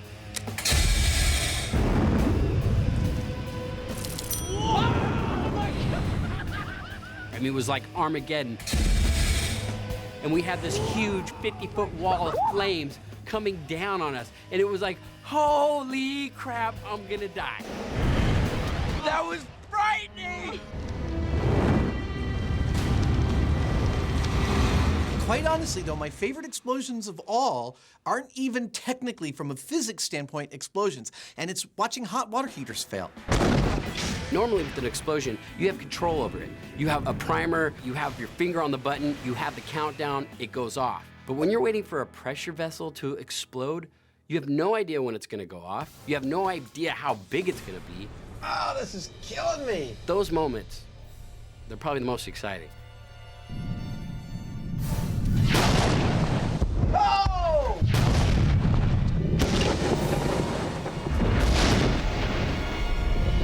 Now, another thing that people don't realize on the show is that we often end up exploding things that aren't specifically explosives.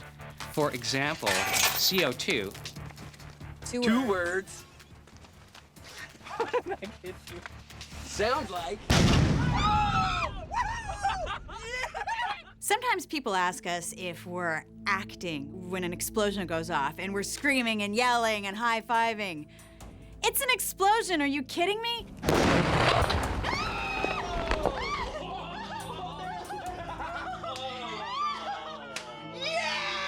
There's something about that release of energy. You feel it, and you feel a little scared and a little excited.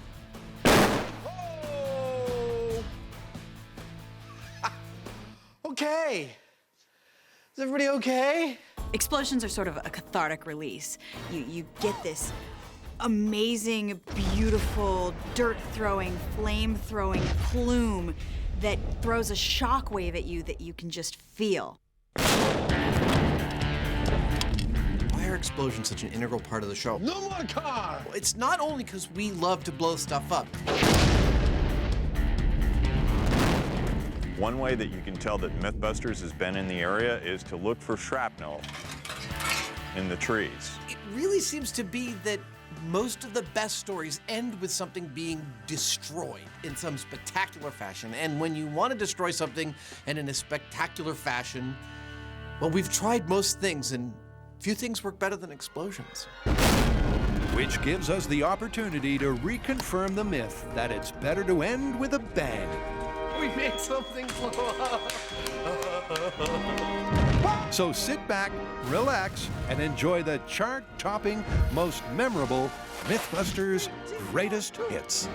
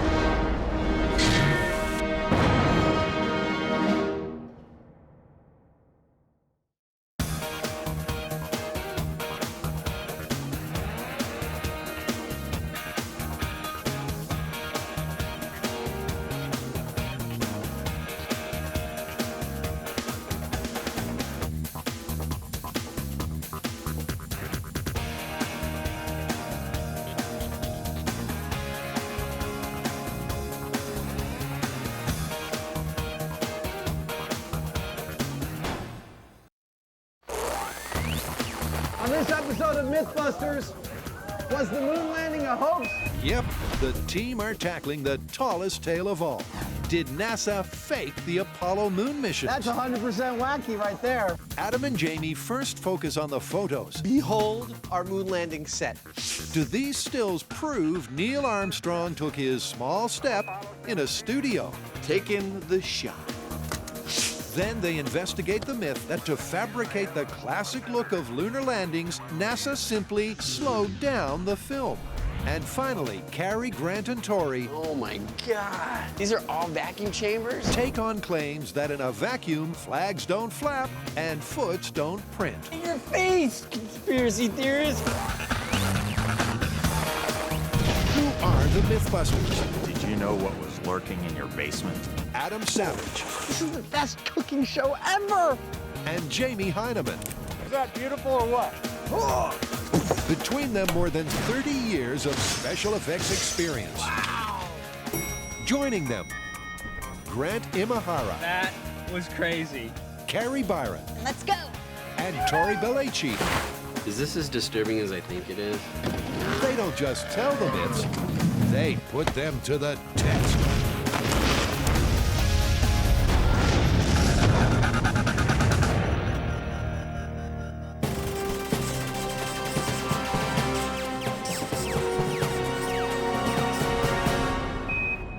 So, do you like buy a new costume for every myth we do?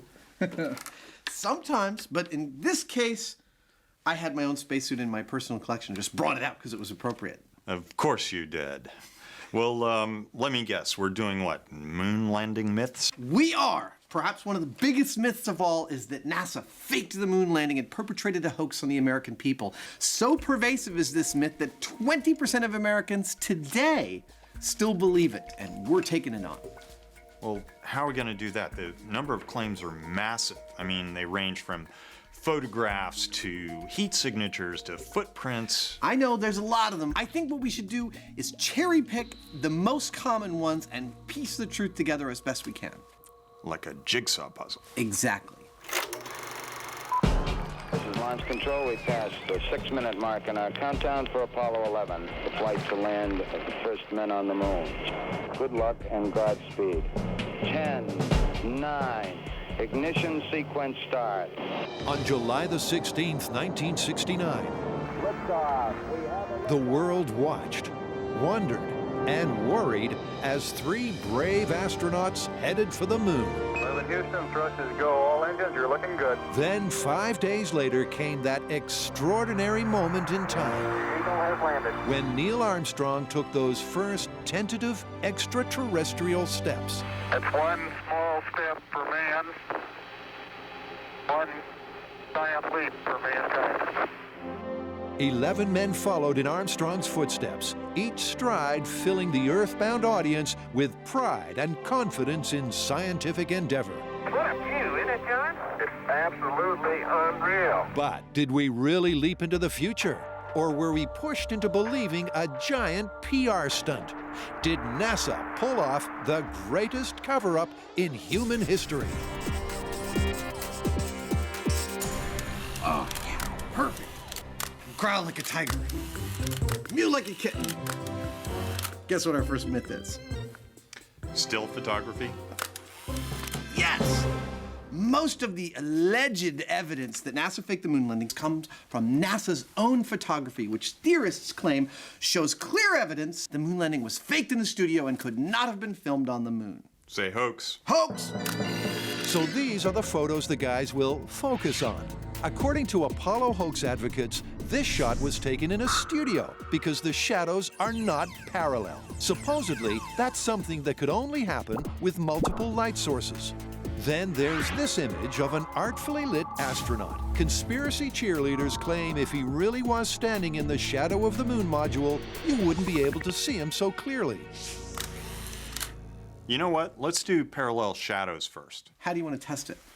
Oh, I think we should do a large miniature because we can test the placement of all the various elements. It's kind of a complex thing. Yeah, we need a lot of control over those elements. Exactly. All right, let's do it. So, first up, the guys need a single, super-sized light source to stand in for the sun. Jamie, I'd like to introduce you to your son. And Bright Spark Adam has found a monster studio light. That's pretty bright. To illuminate the experiment. From here, I look like one of the aliens in Close Encounters. That's the solar. Now for the lunar. Cue the build montage, because Jamie's making a moon. I've got a good first start on my lunar set. It's just spandex and, let's see, Portland cement with a little bone black, which is basically black powder. As luck would have it, we just happen to have one of these sitting around the shop, and it's perfect for our miniature set. It's 1/76th scale. Ah, that could not be better. What do you say we turn on the lights and see what our shadows look like? Yeah, let's see the light. Let's turn it around. I'm spinning around. Watch your eyes. What do you think?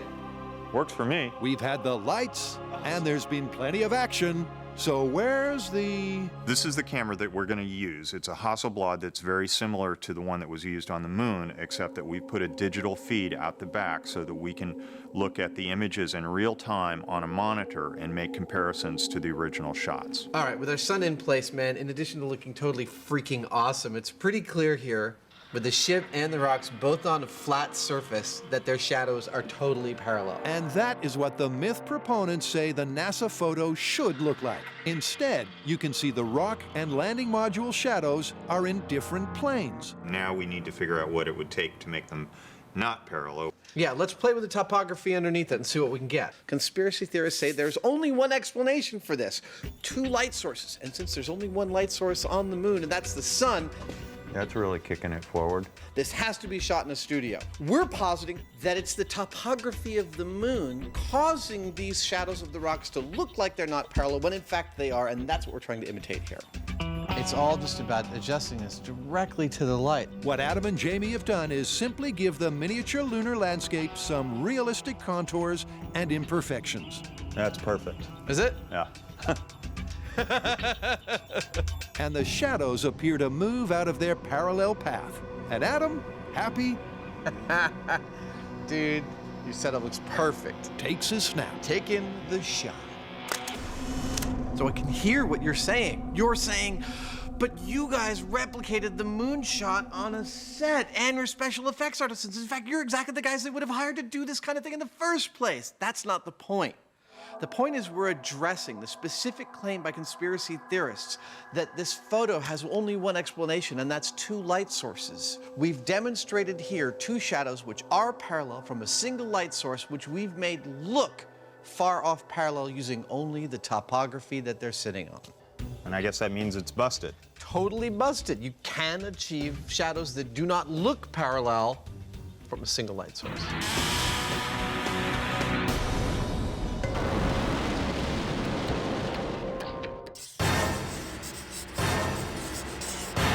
In a vacuum, stay puffed spacemen don't stay puffed for long. That's what happens to you in space if you don't have a spacesuit. Oh, it's like a raisin. Well, as much as I love busting out the vacuum chamber, what does the marshmallow astronaut have to do with the moon? Okay, well, as we know, the surface of the moon is a vacuum. And some of the conspiracy theories contend that the moon landing footage is fake because some of the things that they did are impossible to do in a vacuum. That's right. There's the one theory about the flag. A lot of people think it looks like it's flapping in the wind. Now, that would be impossible in a vacuum because no air, no wind. Someone actually told me a good one about the footprints.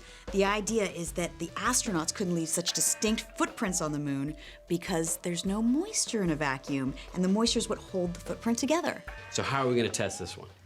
I think we're gonna need a bigger vacuum. And like way more marshmallows. These vacuum theories are some of the more convincing in the conspiracy canon. After all, it appears logical that the breeze that fluttered the flag just couldn't be there on the moon. And anyone who's taken a walk on a beach knows only wet sand leaves a definite footprint. So with no moisture on the moon, then these images must be fake. Okay, so we're gonna have to replicate the conditions of the moon as close as possible here on Earth. Well, I think the closest we're gonna get are the vacuum chambers in Alabama at NASA. Yeah, but we're not allowed to go into the vacuum chamber. So the experiments that we make, they're all gonna have to be operated remotely. Okay, well, I'd like to do the flag test and build it to the original NASA specifications, and then figure out some way to turn it like the astronauts did. All right, well, I'm gonna take care of the footprint myth. I was wondering if you could help me with an experiment to demonstrate the whole theory behind this myth. Boys, don't fight. Plenty of me to go round. Outside M7, Tori sets up the demo with the closest thing he can find to lunar dust. I decided to borrow my grandfather for this experiment. And I don't think my grandma will mind because, well, there's my grandma. Actually, it's plain old sand, one half of which Tori moistens. Now, conspiracy theorists say that this clean of an imprint is impossible because you need moisture, and since there's no moisture on the moon, this cannot happen. Now, I'm gonna demonstrate what they're talking about with the sand here. I have dry sand and I have wet sand. We're gonna have Carrie put on a moon boot. You know how to moonwalk? Okay, so the answer is no. She's gonna step in both, and we're gonna see what kind of impression is left behind. Okay, ready? Yep. All right, do the wet. The wet sand is definitely cleaner than the dry sand. Yeah, you've got some really good hard lines in the wet sand. Yep, the moisture makes the difference. Without it, the imprint is indistinct and nothing like Buzz Aldrin's famous boot print. Now all we need to do is go to the moon, try this for real. I'm just kidding, we don't have the budget. To the moon, Tori! To the moon!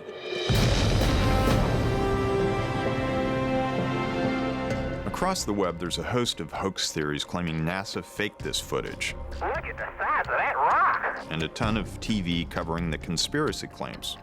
But no one has actually taken the time to test them. Until now. We'd like to dedicate the first steps of Apollo 17 to all those who made it possible. The next task in our moon myth-busting is this photo here. What conspiracy theorists say is that he's too well lit. You can see him clearly, yet he's in this black shadow of the LEM. There's only one light source on the moon. That's the sun. Conspiracy theorists claim there must be a second one making him visible, and we're gonna find out. And to do just that, the guys are going to shine a substitute sun on the very model of a modern miniature landing module. Oh, and a surprisingly talkative toy astronaut. This is my 1/6 scale model of Neil Armstrong. I can tell it's Neil because he's got the red Commander of the Mission stripes on his suit. What's that, Neil? We really went to the moon. I know. But the thing is that in order to prove that, we gotta take some photographs, and to take some accurate photographs, I gotta make a ship for you, a home for you. Okay.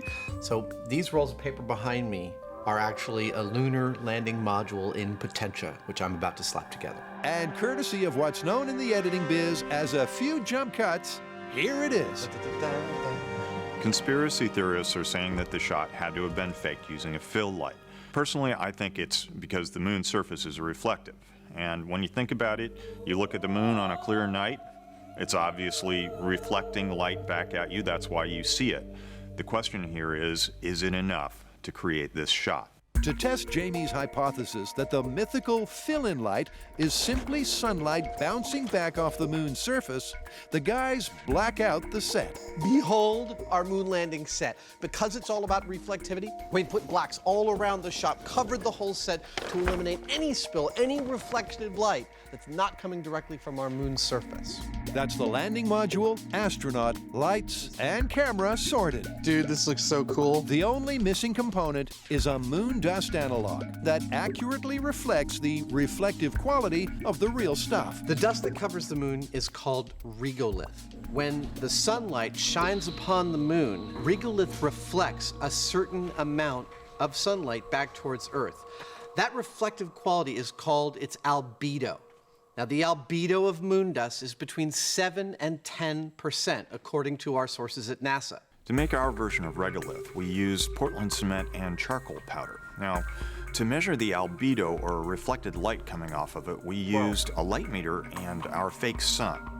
8%, dude, that is perfect. What we just showed with this test is that our sample regolith has a reflective index of about 8%, which makes it ideal for us to test with.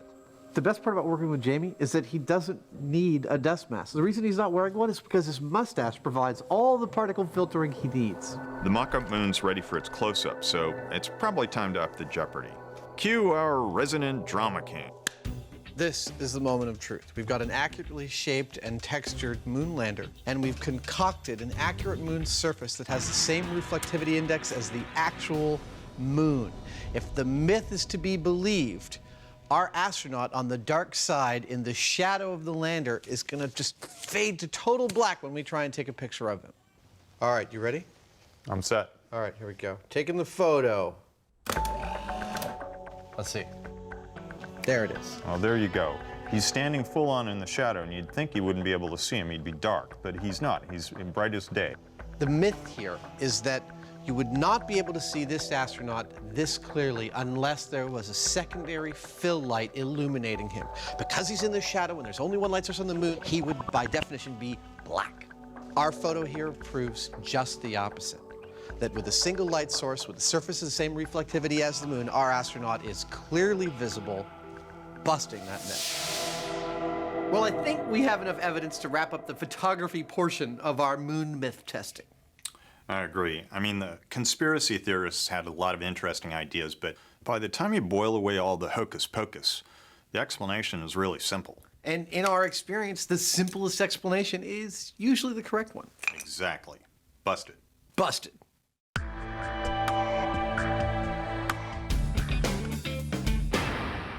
Cary, Grant, and Tori are taking on tales from Moon Hoax HQ. Conspiracy theorists believe the vacuum in space means these footprints are fake, and that flag shouldn't be flapping. This whole idea that the conspiracy theorists have is based on the fact that there is no wind or atmosphere in a vacuum, nothing to blow the flag around.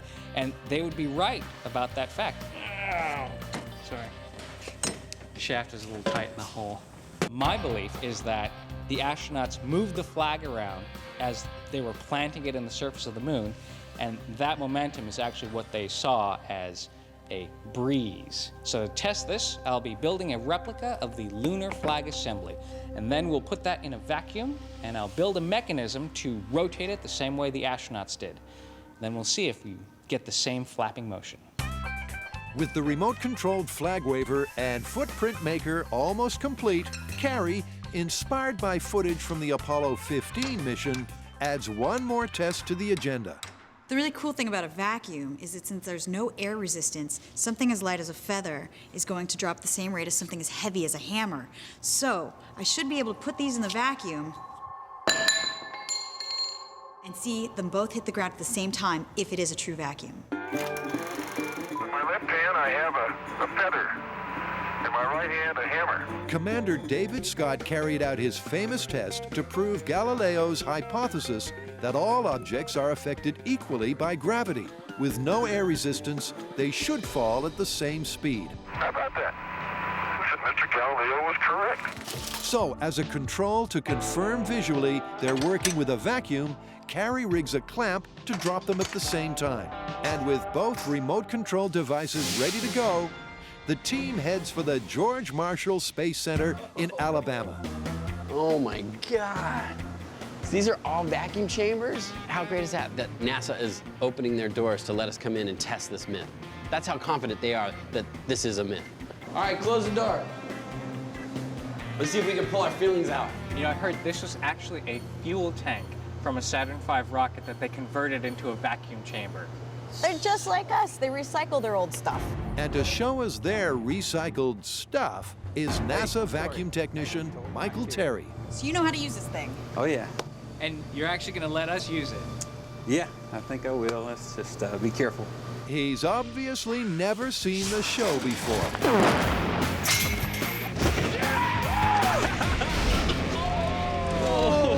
Look at it looked like they cut the arms off of a spacesuit. Is that, and wait, does your head go here? Yeah, that's where it goes. That's awesome. Yep, reaching inside a vacuum doesn't come cheap. These are essentially genuine spacesuit parts. How much are these gloves worth? Approximately, they're worth almost $500,000. Michael really hasn't seen the show before. Tap out. Tap out. It's a portable hug. So you're gonna show us how to use these? Sure, I'll try to do my best to get you guys to do your hand check. Fingernails need to be kind of shortened up and clipped. The arms are everything I expected. They're all 1950s pop space movie looking kind of robot arms. The only downside is I gotta cut my fingernails. After the mandatory hand check and fitting, the testing can begin for real. And first up, Carrie's hammer and feather rig. It's good enough. It's not like it's rocket science. I don't think you can say that around here. I guess you're right. The team seal the chamber, but for this control, they don't create a vacuum. Atmospheric pressure in 3, 2, 1. Cool. The hammer hit first. Perfect. So the laws of physics still apply. I dropped the hammer and the feather at atmospheric pressure exactly at the same time. Hammer hit first, feather glided down and hit last. So after the air is removed from the chamber, Carrie is ready to repeat the drop. In 3, 2, 1. That is so cool. Yep, when there's no air resistance or drag, all objects are equally affected by gravity and fall at the same rate. So we do indeed have a vacuum. All right, well, let's move on to our first moon test. All right, got your boot? Yeah, I got my boot. All right.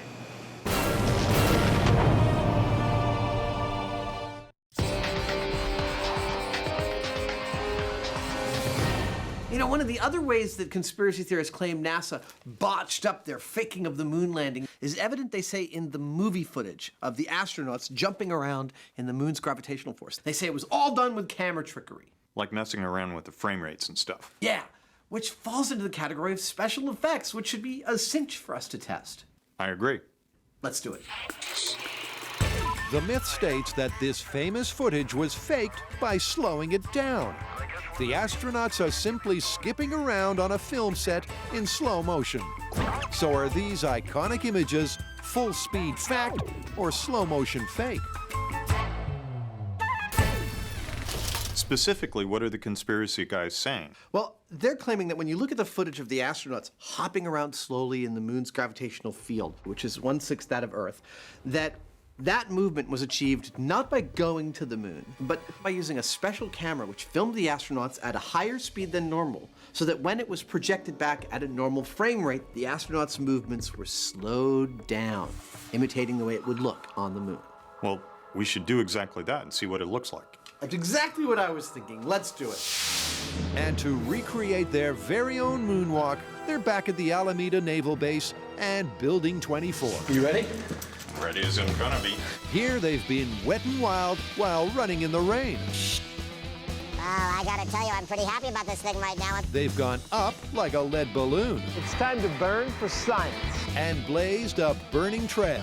But this time, they're shooting for the moon. So, welcome to Mission Control. Here at Command Central, we're going to take as our jumping off point in testing this myth, NASA's actual footage of the moon landing.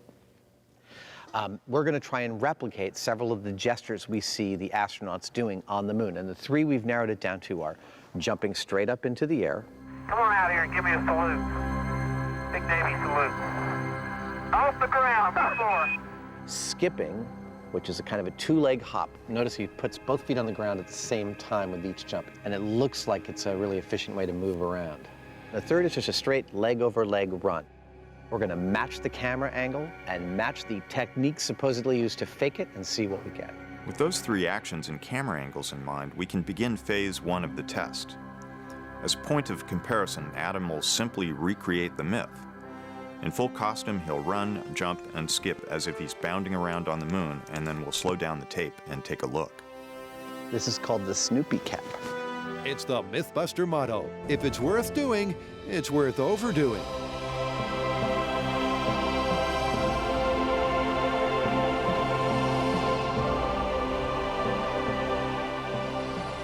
Let me take you on a little tour of what I'm wearing. This is in fact a wedding present from my crew a few years ago. But when I got it, it was lovely, but not quite accurate enough. So I redid the gloves, I added my label, I did a wrist checklist, I did the correct watch, I added all the hardware attachments, all the labeling on the front pack and the backpack. I decided to make myself the mission captain with the red stripes. And this is the first time I've ever gotten to wear it all at once. I've got a lot of tools and gadgets and stuff. Adam has spacesuits. By the way, I should point out, this is not a real spacesuit. It's just my wear-around-town spacesuit. Come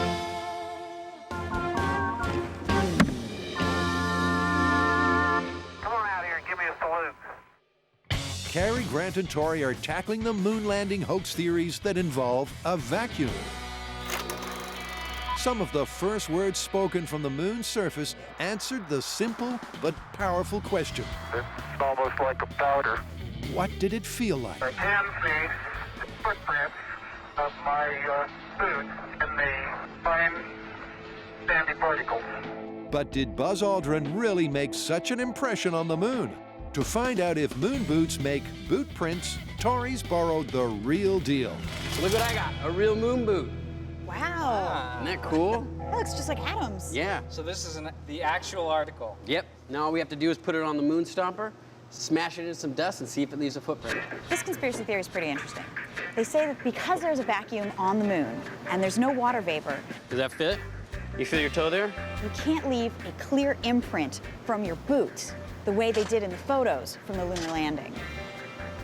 I'm not so sure about that. With just 840 pounds of lunar material returned to Earth from all of the Apollo missions, there's not much of it to go around. So for this test, NASA has given us a lunar regolith simulant. It's manufactured to test equipment that is going to the moon. It's very similar to lunar dust in the fact that each particle is very sharp. Dirt on Earth has been weathered, so it's very smooth. So this is as close to lunar dust as we can get. That's likely to be the key to this myth, a comparison of the physical properties of sand and lunar regolith. Down here, a footprint in dry sand collapses because the weathered particles can't bind together without water. But up on the moon, other bonding agents are at work, one of which, the irregular and jagged shapes of lunar dust, could cause it to stick together in those famous boot prints. Will the irregular shape of lunar regolith, in conjunction with the vacuum, result in a clean boot print and bust the myth? All right, so this is MythBusters' first step on the moon. So it's one giant leap for mythkind. Ooh, I think we just went like 20 steps backwards. Give it a shot. All right. The rig is ready to take its one-legged step, and the vacuum chamber has been vacuumed. Boot stop, vacuum. Here we go. In 3, 2, 1. Yeah! Take that! Yeah! It works! In your face, conspiracy theorist! Yep, it really does work. Moon landing 1, conspiracy theorist 0. It's one small step for man, one giant leap for mankind. So it seems you can make a clean, stable footprint in a vacuum. Look at that. We made a footprint inside of a vacuum. And there was no water vapor, which is what this conspiracy theory is all about. Well, the gravity is 6 times stronger on Earth than it is on the moon, so if we made a footprint here, we're definitely making one on the moon. So I guess this conspiracy theory is busted. Busted. Busted. Now NASA will let us out of here.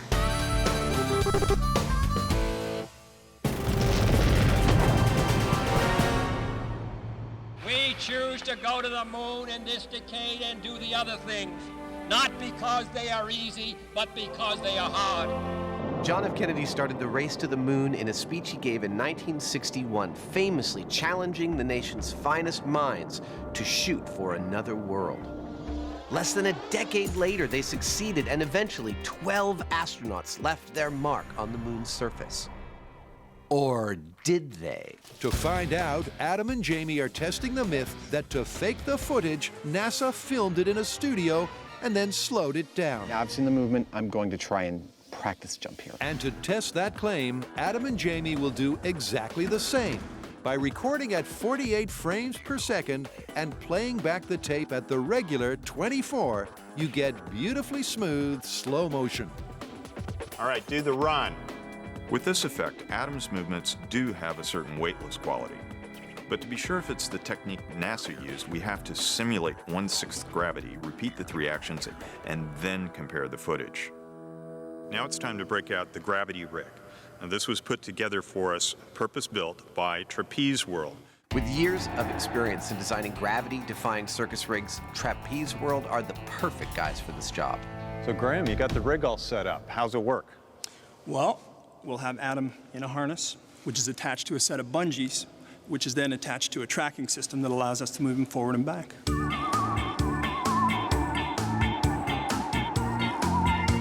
Okay, well, I can see it works. Let's get Adam in it. The gravity rig is designed to give me total freedom of motion while making me weigh exactly what an astronaut on the moon would weigh. That is, 1/6 of what that fully loaded astronaut would have weighed on Earth. Well, the other thing left is to put on the suit and really try this. Now, I know before you write to complain that this suit's a replica, that it's not pressurized, that I'm not doing this in a vacuum or with real moon dust around. I know. What we were trying to look at here is purely about the movement and gesture of the astronauts. We know that Neil Armstrong in all of his gear weighed about 350, 360 pounds, which means if I'm gonna be correctly weighted for our moon, I'm gonna need to weigh just about 60 pounds.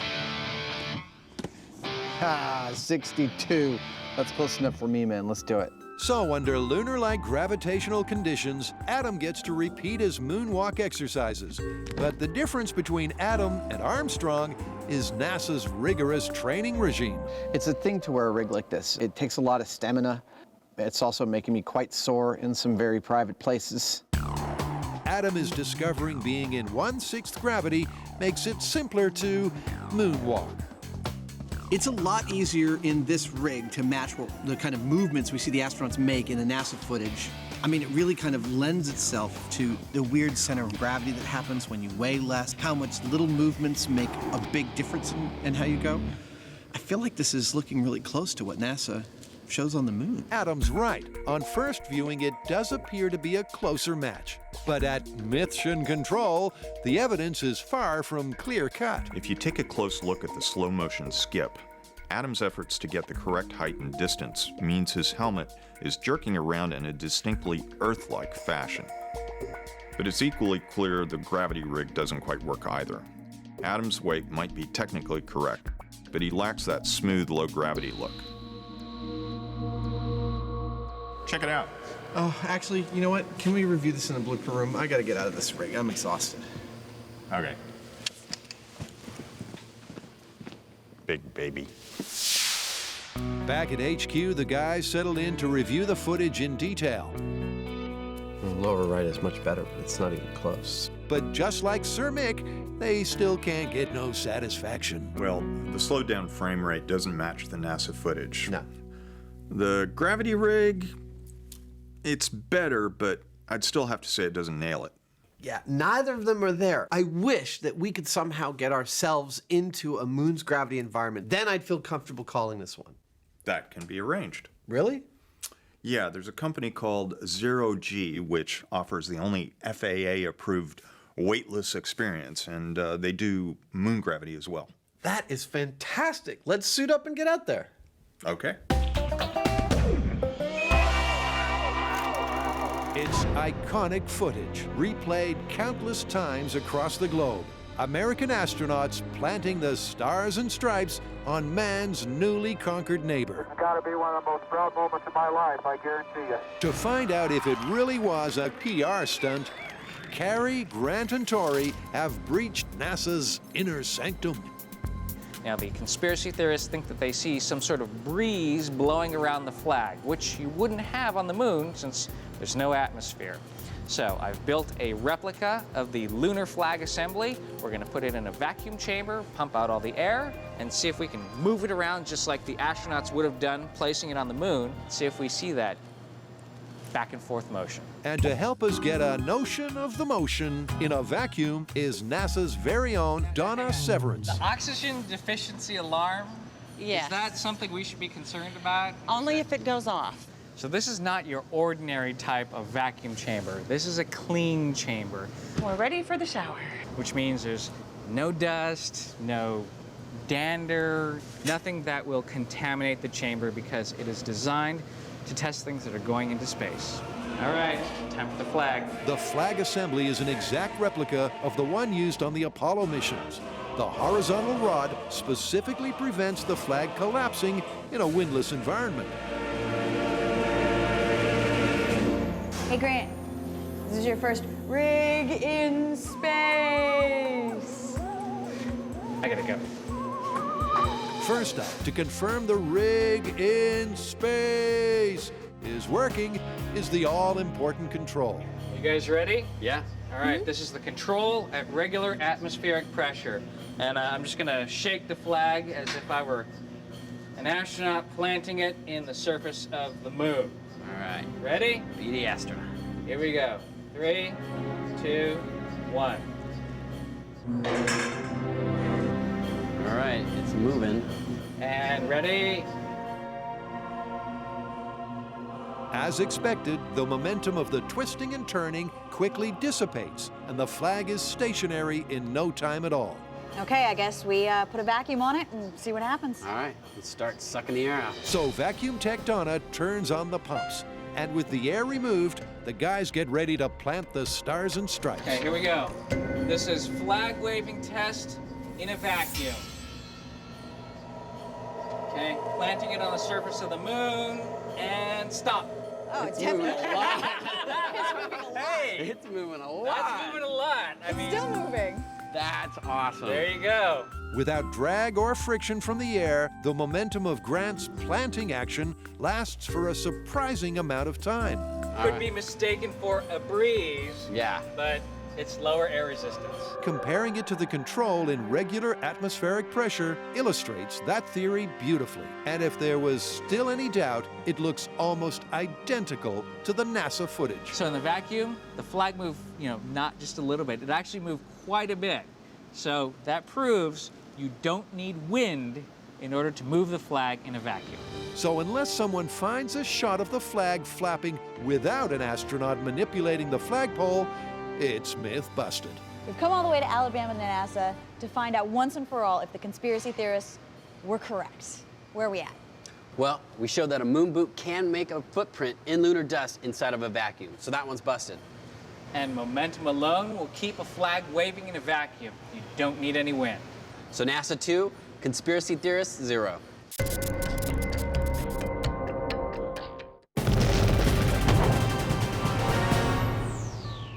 Adam and Jamie have already seen that NASA didn't slow down the film to fake the Apollo mission moonwalks. But to conclusively confirm that the footage was shot in 1/6 gravity, they decided they had to experience the real thing. And here at 0G in Florida, they get to do just that. Well, in order for us to do this accurately, we need to be properly weighted. Since 0G is providing us with the moon's gravity, 1/6 Earth's gravity, I need to have the exact amount of equipment weight on me that the original Apollo astronauts had on the moon. And that's about 180 pounds of stuff. And it's uncomfortable. Adam's struggling with the excess baggage. This is unpleasant. Jamie, on the other hand, Oh, yeah. is keen to display his alpha male status. A status damaged after being forced to join Adam playing dress-ups. I never thought I'd see the day. With the weigh-in complete, it's time for the pre-flight briefing with in-flight info from 0G's Elizabeth Underwood. Elizabeth, now that we're just about to go on, I want to know how good a simulation of zero gravity is this? It's not a simulation at all. It is the real deal. It's the exact same technique that NASA's been using to train their astronauts for the last 50 years. And it works like this. A series of parabolic arcs will give the passengers the physical sensation of weightlessness. And just for us, the pilot will adjust the angle of the parabola, making the microgravity in the cabin an exact match to the moon's gravitational pull, which just leaves the guys to step up, strap in, take off, and suit up. I look good, right? Good. I look damn good. So right now, I'm loaded up with an extra 180 pounds on my body. In a few minutes, we're gonna actually get to try this out in moon's gravity, and I gotta tell you, I can't wait. This is a heavy suit. Adam doesn't have to wait long because the guides soon have everyone into position for the first pass. And as G-Force 1 gently arcs into its dive, Ah, that feels cool. Adam and Jamie Oh, here it comes. know what it feels like to walk on the moon. Whoa. Wow.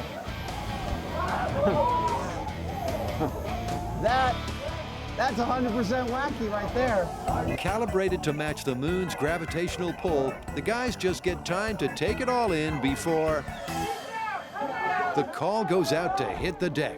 Because as the plane begins to pull out of the dive, the G-forces go into the positive.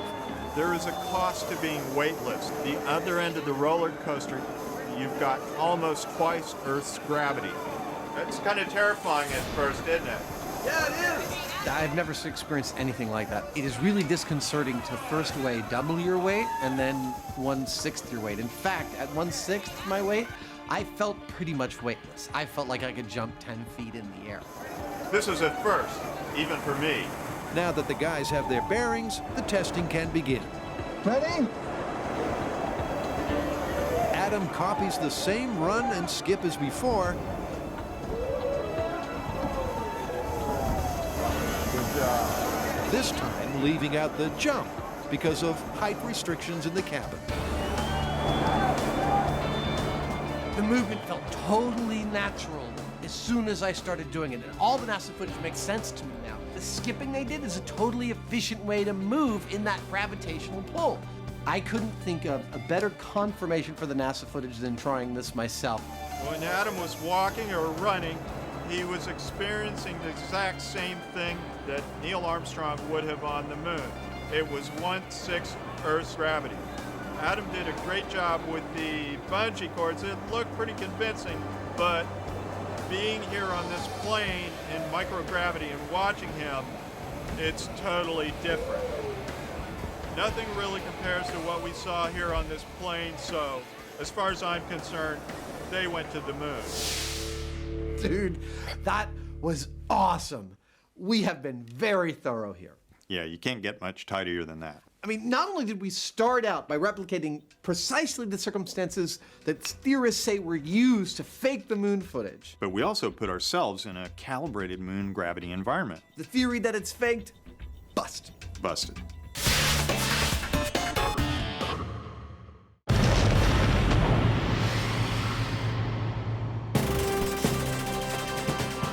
When the team began their lunar lunacy jigsaw puzzle, Say hoax. Hoax! They knew they couldn't cover every conspiracy cheerleaders claim. This is the moment of truth. But the few pieces they have put in place That means it's busted. Totally busted. tell the same story. In your face, conspiracy theorists. With the fat lady waiting impatiently in the wings, there's time for just one final test. And not just any old test, but the ultimate proof of man's moon mission. To really put the final nail in the coffin, we should build our own rocket, which we've done before, and go to the moon, collect some of the Apollo hardware that was left there, and come back and we'll prove that man actually was on the moon. I wish we could do that. I have, however, the next best thing. What's this? A reflector. In fact, it's called a retroreflector, made up of many tiny prisms just like this. And did you further know that the Apollo astronauts were nice enough when they visited the moon to leave several of these on the surface so that Earthbound scientists could point lasers at it and gather information about the moon? So what you're saying is that we get a really big laser and point it at the reflector on the moon, and if we get a signal back, that means that we were in fact there. Precisely. Okay, it breaks down like this. A retroreflector bounces light back at the light source, regardless of the angle. This differs from a mirror where the angle of incidence has to be perpendicular. So, if there was a retroreflector on the moon, and we knew its exact location, and we had a powerful enough laser, Say hoax. we could detect the reflection and prove there is man-made equipment on the moon. What are we supposed to be doing? Technically, we're supposed to have a conversation about where we are. Oh, you mean like the Apache Point Observatory?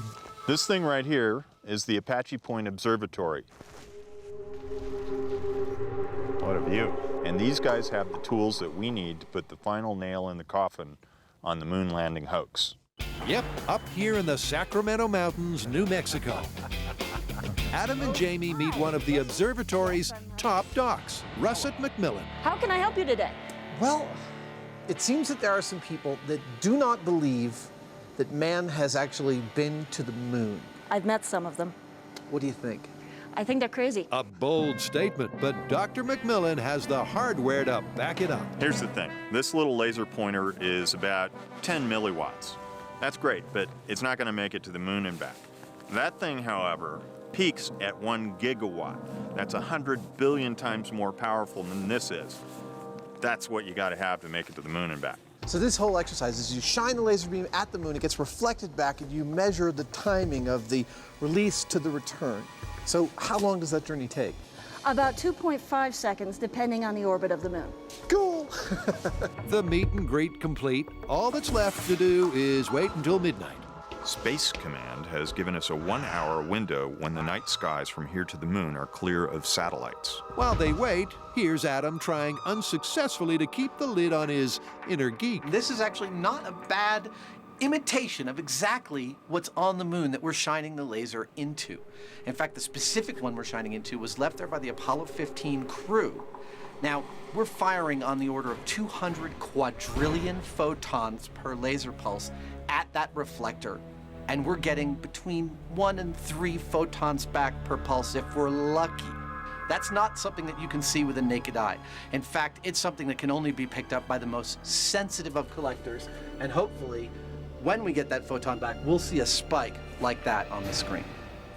I am slewing the telescope to the lunar highlands. Slew away. Test number 1, shining our laser at a portion of the moon's surface devoid of all man-made objects, including retroreflectors, known to locals as the lunar highlands. There's the moon. You can see the craters. With the laser pointed at a random location on the moon's surface, Initiating laser. Dr. McMillan pulses 200 quadrillion photons into the night sky.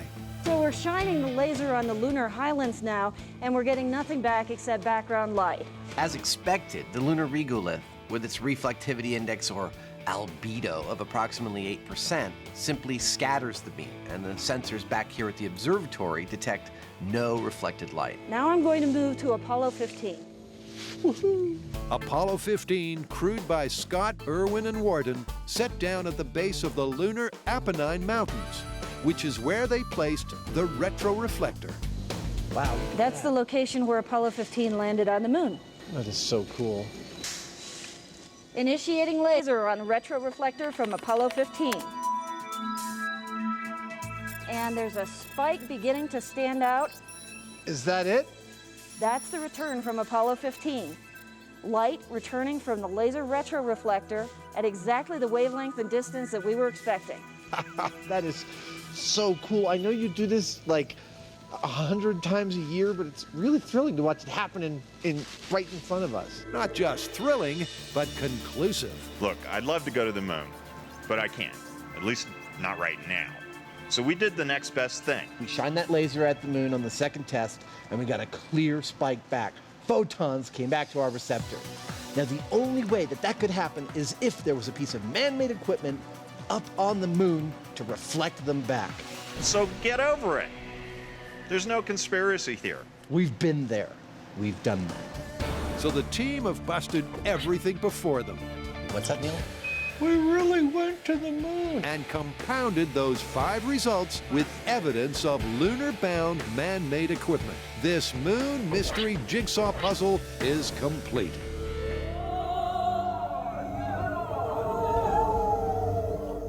A lot of people ask us when we're going to run out of myths, and the fact is we haven't run out yet, and it's thanks to viewers like you that are logging on to discovery.com/mythbusters and posting your ideas.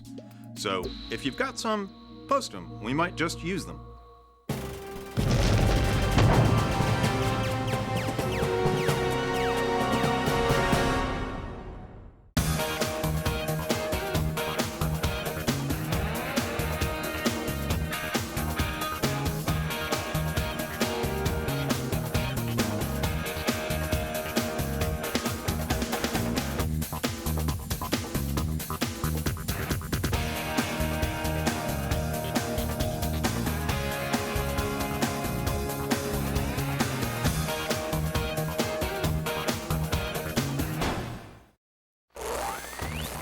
On this episode of MythBusters, gear up your ears.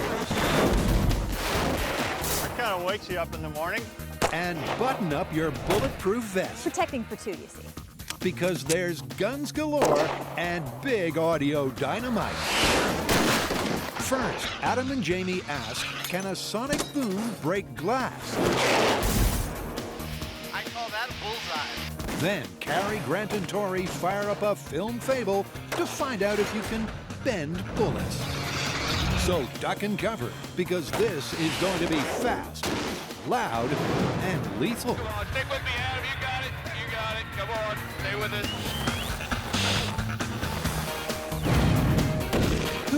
the MythBusters, Adam Savage. I'm ready to go, man.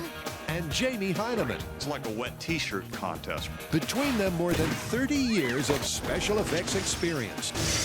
Wow! Joining them, Carrie Byron, Grant Imahara, and Tori Belleci. They don't just tell the myths, they put them to the test.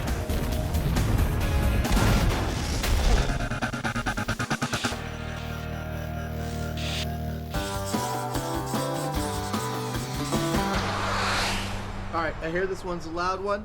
What's the story? Sonic boom. What's that? Sonic boom. What about a sonic boom? Sonic boom breaks glass. Well, sure, a sonic boom can break glass. The fans are saying that any sonic boom breaks any glass. Windows, glasses, you name it. That sounds like fun. Well, the best part is that we get to ride in a jet. You want to lay down a bet? Where are you going? Dude. When something this noisy goes faster than the speed of sound, the sonic boom created is a powerful and visceral experience. The question is, can any old sonic boom really break glass? And for answers, the guys are going to fly with the world-famous Blue Angels. Dude, come on back. I was just kidding. I want to hear all about these jets. It's not just about the jets. The myth is that any sonic boom can break glass, and you and I both know that bullets go supersonic sometimes. You're suggesting we start with guns and glass. Exactly. I love it. And then we go for the jets. Can I fly in the jet, please? Can I be the one who flies in the jet? Why should you get to fly in the jet? Because I'm going to be funnier on camera in the jet? Well, okay. You need to log some training hours first because we need to know that you can handle it before you go supersonic. I cannot believe the Blue Angels are going to fly just for our experiment. They're not. This is a training exercise. We're just tagging along. Oh, this is so cool. But before the guys bring out the big guns to test the bullets, it's off to the Naval Air Facility at El Centro, California, the winter home of the Blue Angels. They've kindly allowed Adam to join one of their subsonic training sessions so that he can qualify for the supersonic test flights later on. Adam's going to be going up in a Boeing FA-18 Hornet.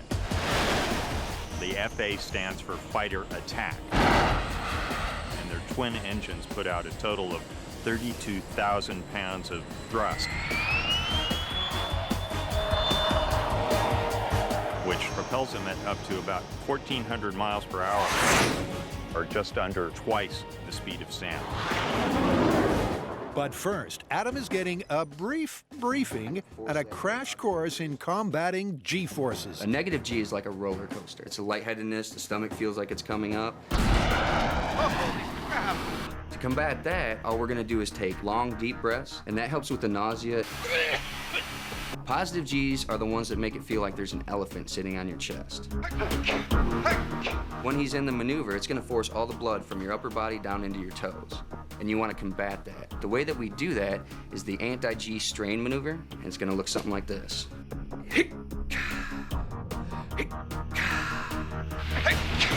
If you start seeing yourself go into G-lock, you'll start to see this gray tunnel. And it's gonna look like it start closing in on you, closing in on you. If you don't fight it, it'll go from gray to black, and you'll pass out. Undeterred by that possibility, let's go fly.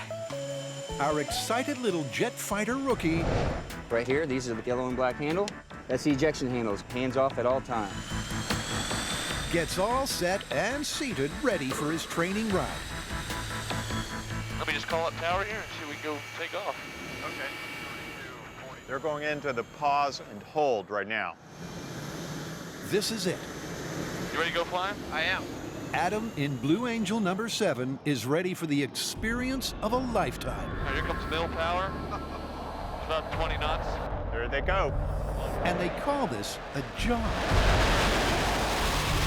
There's 80 knots. 100. There we go, it's 240. 230. 280. Ready to go flying? I am. Ready, hit it.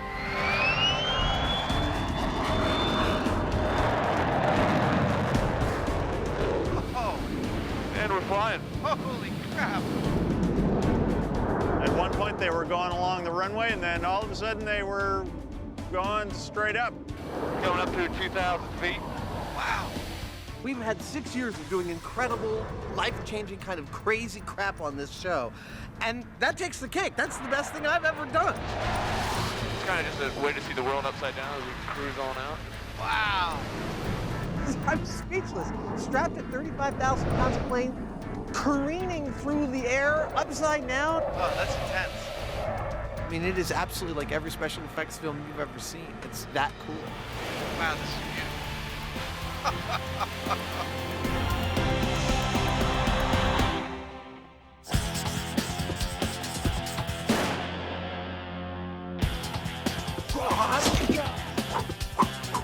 Okay, so what's with the hardware? Well, we have a new movie myth that has MythBusters written all over it. And since this movie's come out, we have been inundated with requests to do it. In fact, it is the most requested myth of the year. You're talking about the movie Wanted, right? Exactly. And in that movie, a secret society of assassins shares the ability to curve a bullet. That's right, just with a little bit of a flick of the gun, you can curve the bullet around an obstacle and hit your target. This should be fun. Or really dangerous. Do I get to play gun too? When we're done.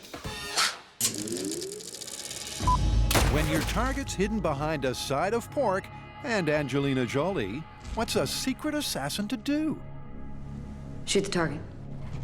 Well, supposedly, with a swing of the arm and a flick of the wrist, in obligatory action movie slow motion, the bullet curves around the obstacle, saving your bacon. Okay, so how do you want to test this? I say we just go for it. Exactly. I mean, in the movie, James McAvoy was able to curve a bullet after only a few tries with minimal training, which makes us perfectly qualified. Okay, but let's say on the off chance that none of us are 5th generation secret superhuman assassins, maybe we could break it down, look at the rifling, aerodynamics, and I don't know, throw in a robot for good measure. Okay, you got a point there. What's wrong? You guys feeling ballistically challenged? I say we just let our cold-blooded assassin instincts take over. Okay, how about you hand me the gun and then we'll go with that plan. How about you get your own gun? Just give me the gun. Nope. All right. But before the team lock, load, and hit the road, Carrie knocks up a trio of villainous targets. Bad guys are done. And one pretty in pink porcine obstacle. In the movie, James McAvoy is trying to learn to curve a bullet by shooting around a pig to hit a target on the other side. Now, as a vegetarian who's pretty grossed out by raw meat, I don't think we need to use real pig. This is what we got. Cute little silhouette of one. And the location for our gun-toting trio to potentially bend their bullets is deep in the heart of wine country? Napa Valley, Northern California. So to start out testing our curving bullet myth, we're actually going to try it ourselves. But because this involves swinging a live gun around, we need a lot of open space. Okay, so for our first test, we just need a control, well, target practice to make sure we can all hit the target. Yeah, because there's no point curving a bullet if we can't hit our target. Yeah, sounds good. And it looks like I'm the first target. So our trio of would-be assassins select their weapons, line up, and let loose. Let her have it, Carrie.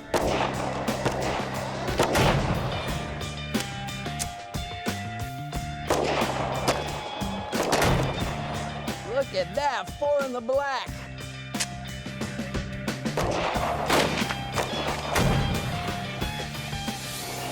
Love that smell. Well, it looks like we're all hitting the target. You guys ready to start curving bullets? Sure. Let's do it. Now, to get our bullets to curve, we're gonna have to put spin on it, just like putting spin on a ball. So the question is, what technique do you use? Do you use the old top spin lob, maybe a slider, or the old bowling shot? I don't know. I guess I'm just gonna see what feels comfortable.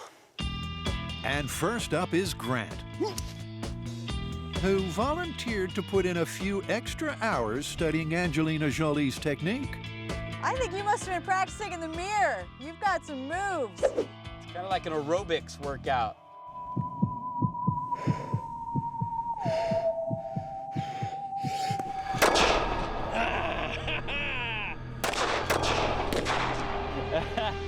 A little early on the draw. James McAvoy didn't get it on his first one. But neither Grant Imahara nor Tori Belleci got it at all. It's really interesting. It happens very fast. The characters in the movie have this ability to speed up their heartbeat, and that makes everything else slow down. Apparently, I don't have that ability. It just goes boom, and then, it's gone. Next up is Carrie and Co.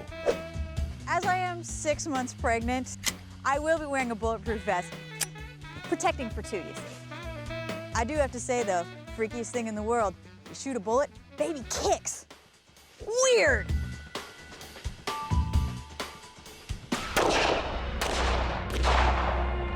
As I suspected, I don't have superhuman strength, abilities, or shooting capabilities.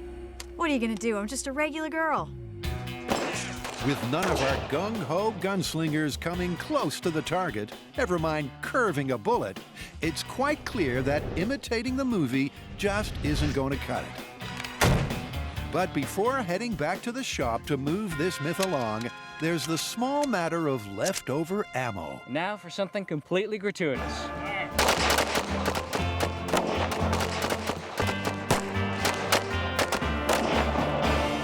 Well, that was easier than curving a bullet. Ready to go flying? I am. Ready, hit it.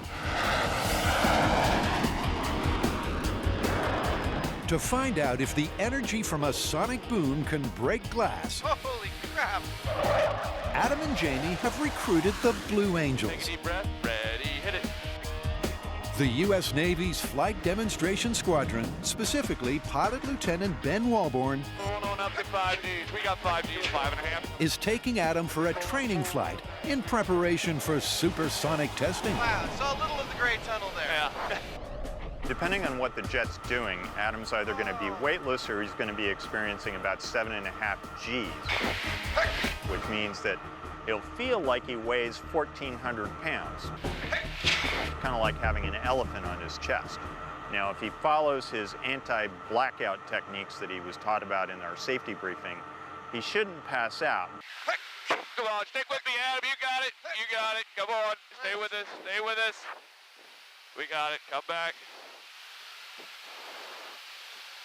You with me? I'm with you. I passed out there for a second. But given his past history, I think he's going to spew. I'm starting to feel a little nauseous. I think I may throw up. All right, you got the bags back there? Hold on. Incredibly, despite blowing chunks on several occasions, the experience still blew Adam's mind. There were two kind of mind-blowing things about that experience. One is that while I am using every ounce of strength and energy I have just to keep from passing out, Lieutenant Walborn is going through everything that I'm going through, except that he's piloting a $50 million plane, going through these motions, and talking to me all the time. Normal approach we'll do is we call a carrier brake. It's a bit of a dynamic maneuver, and if you don't want to see that, we can just do a straight into land. I would prefer a straight into land. Sounds good. It's up to you.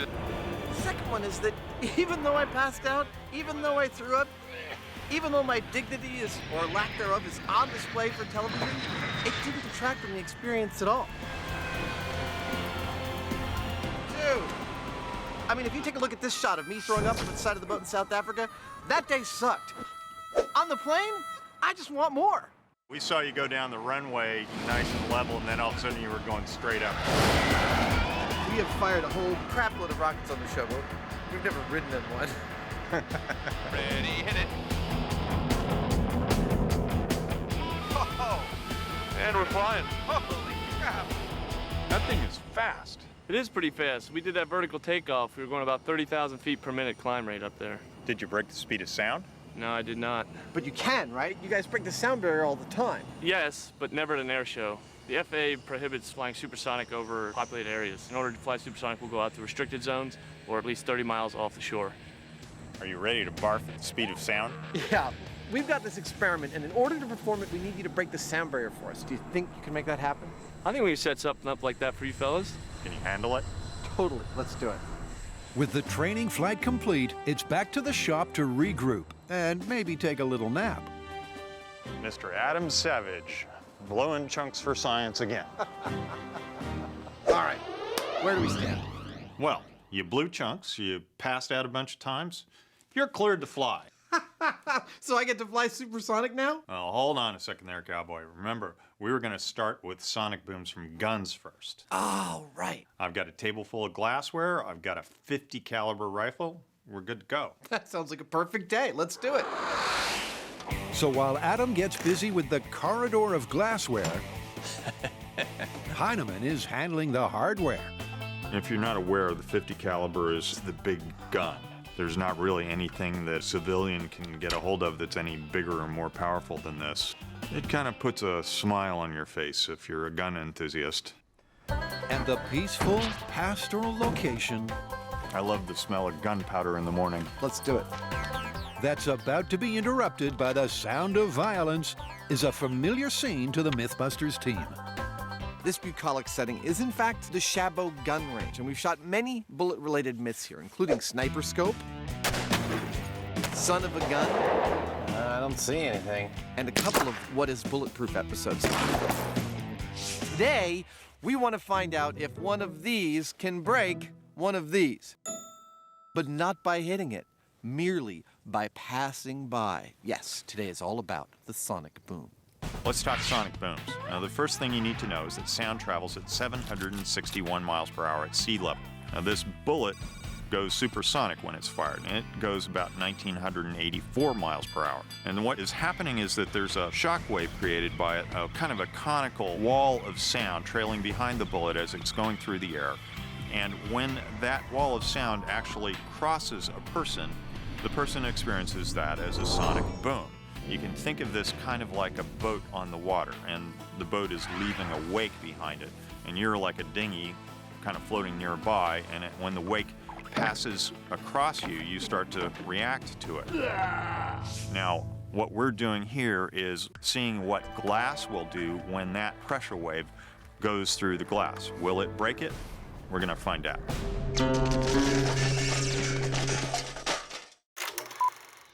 It's a filmic fable that has the MythBuster message boards in a spin.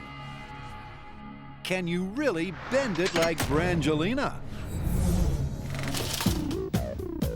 Well, so far, despite the team's best efforts, there's been no sign of a bullet-bending shot.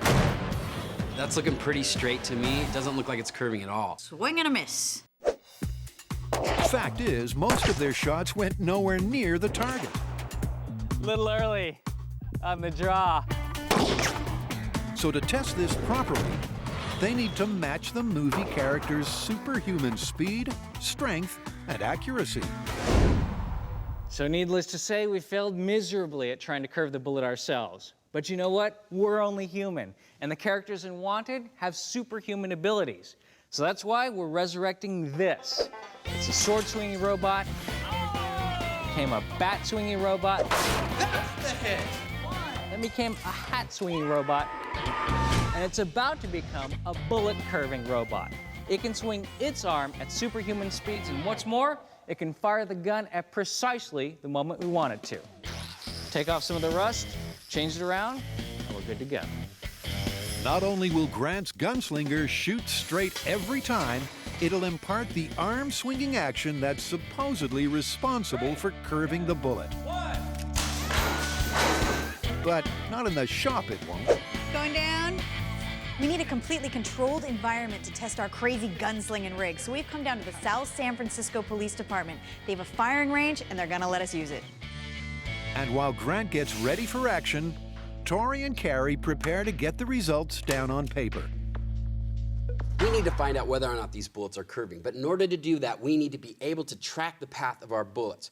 So we've set up 5 frames of paper down the gun range, 8 feet apart. That way when the gun goes off, the bullet will punch a hole in each one of those sheets of paper. Science is body. Now, if the bullets are flying straight, those holes should all line up. And we should be able to see that by pointing a laser pointer down the hole. Hey, it works! Now, if those holes are not lining up, then we're curving bullets. So the first test up is at regular human speed.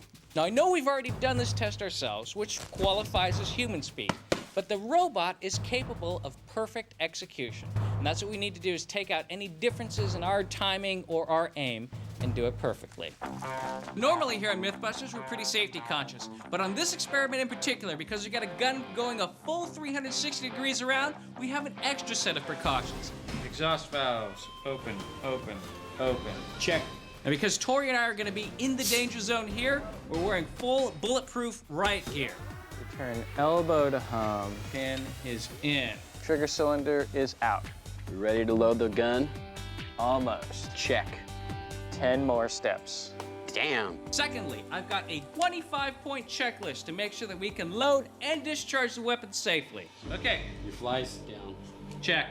And when we load the weapon, we've got this safety tape right here to keep us out of the horizontal plane. And finally, we've got a full wall of ballistic shields closing off that entire side of the range from this weapon. That ought to cover it. Here we go. We are loading the gun. All right, we are loaded and hot. Okay, pull the elbow pin. Pin pulled. Pressurizing the shoulder. This reminds me of Nam. Ready? Ready. Safety pin pulled, let's go. Get out of here. With Grant's 25-point plan complete, the gunslinger is locked, loaded, and ready to unload. Okay, this is going to be human speed. Here we go. 3, 2, 1. Nice. Check it out. Good shot. Let's go see if we curved that bullet. I can see 2 and 3. Remember, if the bullet did curve, Fourth, we got all 5 frames. That was a good test. the holes in the 5 sheets of paper, the physical evidence of the bullet's trajectory, won't line up. Here's the laser, and lined with the hole. Can you see it all the way? Science is so unforgiving. The bullet didn't curve. We can see the laser down at this end. Straight shot at human speed. Now for us, this confirms that human speed is not going to curve a bullet. We did it ourselves, we tried it with the robot, now it's time to ramp it up and see if superhuman strength is gonna curve it.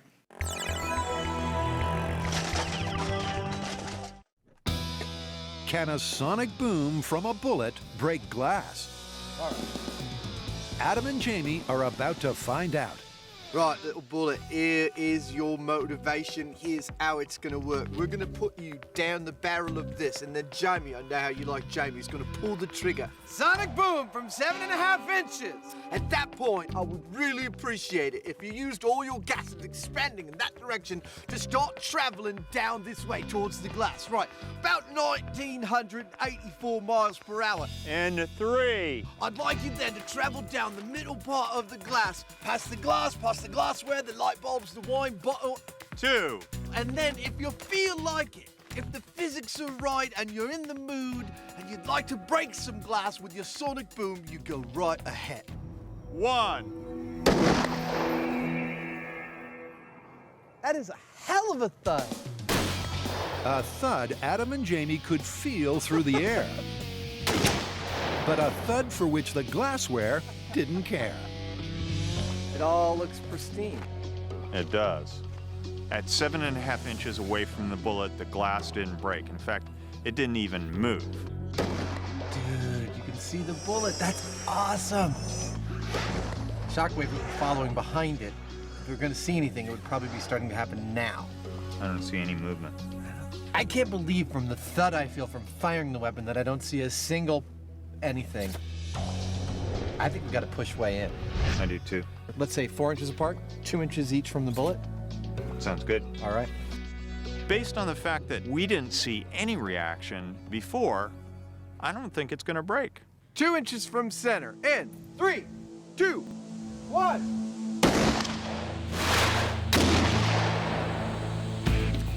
Once again, Adam and Jamie gather at the glass, disappointed by the lack of carnage. Everything is pristine. As the high speed illustrates, there wasn't even the slightest tremor. I don't see any. I gotta say, I mean, if a bullet passed that close to me, I'd be scared to death. And those glasses, it's like nothing's happening. Which is enough evidence to convince our hirsute Hoosier. At this point, I don't think the bullet's gonna break the glass. And with a glass lined up just half an inch from the center line, Now, don't try this at home. We're trained professionals.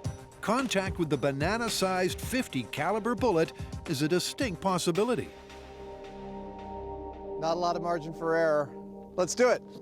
3, 2, 1.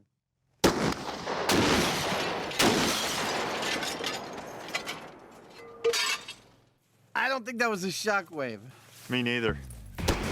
Me too. That looked to be a direct hit on the rig. See that right there? That's not a sonic boom. That's a bullet hit. That's where the bullet contacted the frame, started shattering glass, and the glass itself traveling with the bullet all the way down the corridor, tearing crap up as it went. Yeah, the rest of this is from the shrapnel probably, huh? Yeah. So the bullet hit the glass and darned if it didn't break it.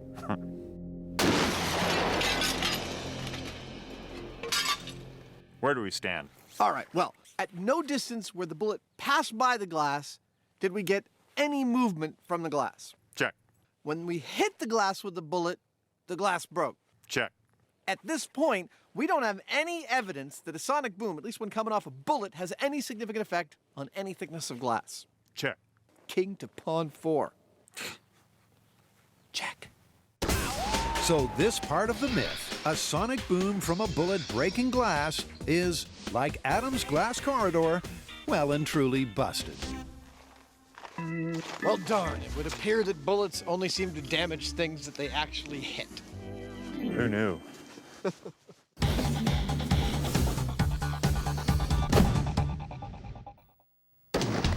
Adam and Jamie now know that the sonic shockwave from a passing bullet, if they even create one, doesn't break glass. So really, their best bet is the jet. And back at the Naval Air Facility, Adam is all set to break the sound barrier for science. Strap in. It's time to go supersonic. Meanwhile, 55 miles away in Yuma, Arizona. Oh, there's a hissing sound. Uh-oh. Jamie is preparing a glass menagerie for Adam's supersonic flybys. If you happen to have a supersonic jet, you can't just go flying around anywhere you want creating sonic boom. You gotta come to a place like this, the Marine Corps Air Station Yuma, which is one of the few places you can legally do that. That's why we're here. MythBusters, Blue Angels, test site. Plenty of space. Some nice shrubbery. Probably quite a few rattlers, but we can build a house here.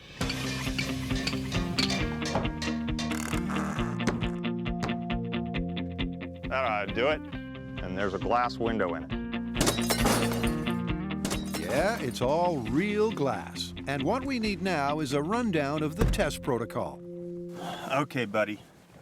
Here's the deal. Pay attention. We're here to see if we can break some glass with a sonic boom. So Adam's up in the sky in an FA-18 Hornet. He's coming in at supersonic speeds. He's going to get lower and lower with each pass. All right, so we're at about 13,500 feet. We're heading out to the house zone. Now, a good hint is when all those glasses in front of you start to break, you want to brace yourself, all right?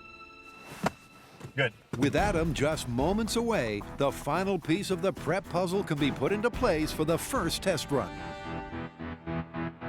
We need to make sure we get a direct flyover from the jets. So how do you do that?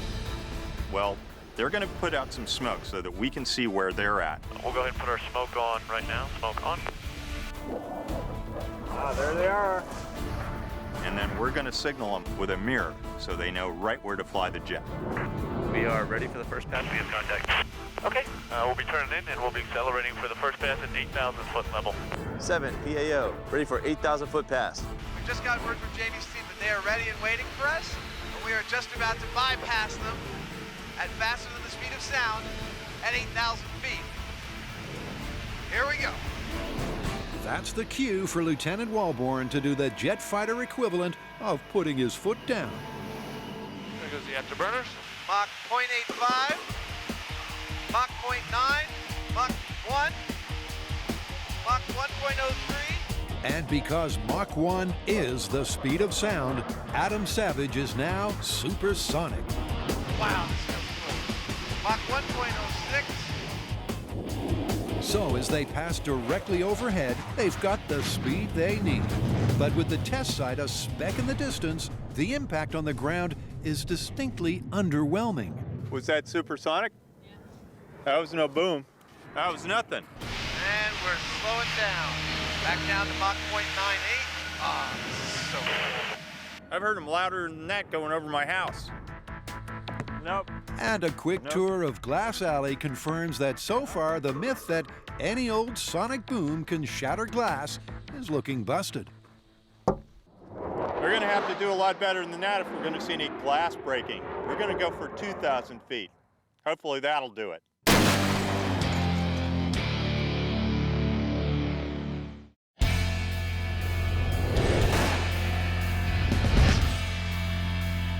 Cary Grant and Tori have discovered that if you simply mimic the movie Wanted, you won't bend bullets.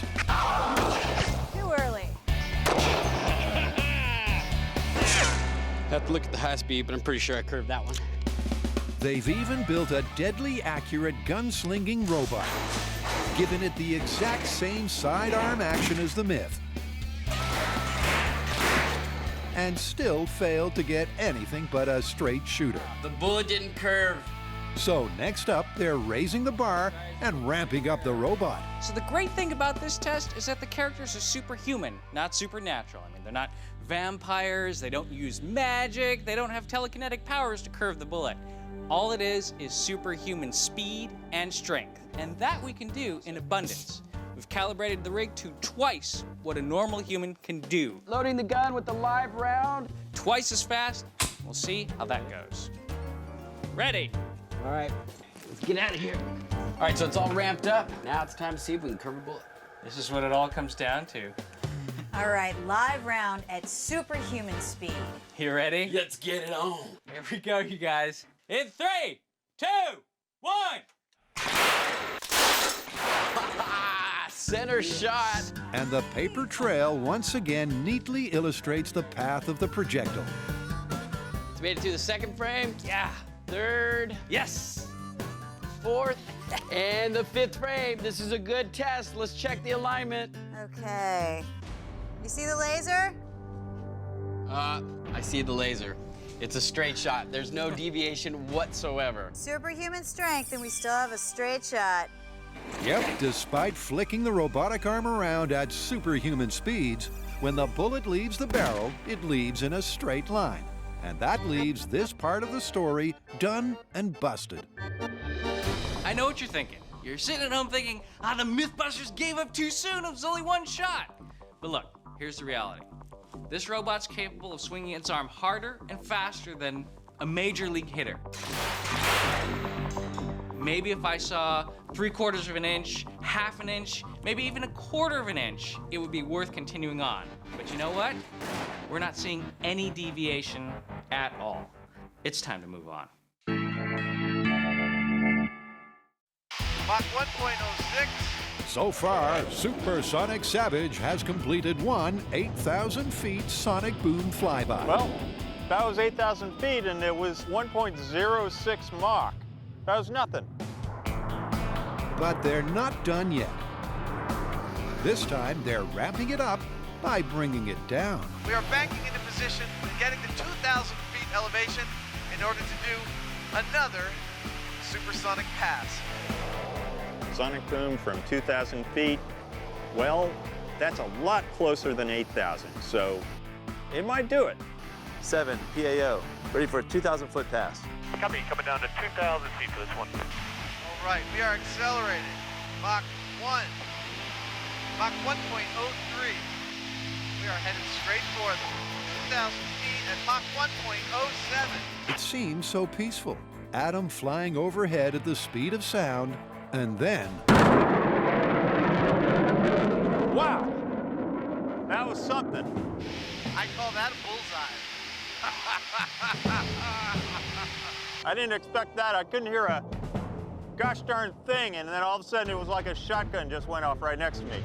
It's a classic sonic boom, and a classic illustration of the difference between the speed of light and the speed of sound. You see the supersonic jet fly by in silence. Then the sound, moving at 761 miles per hour, catches up.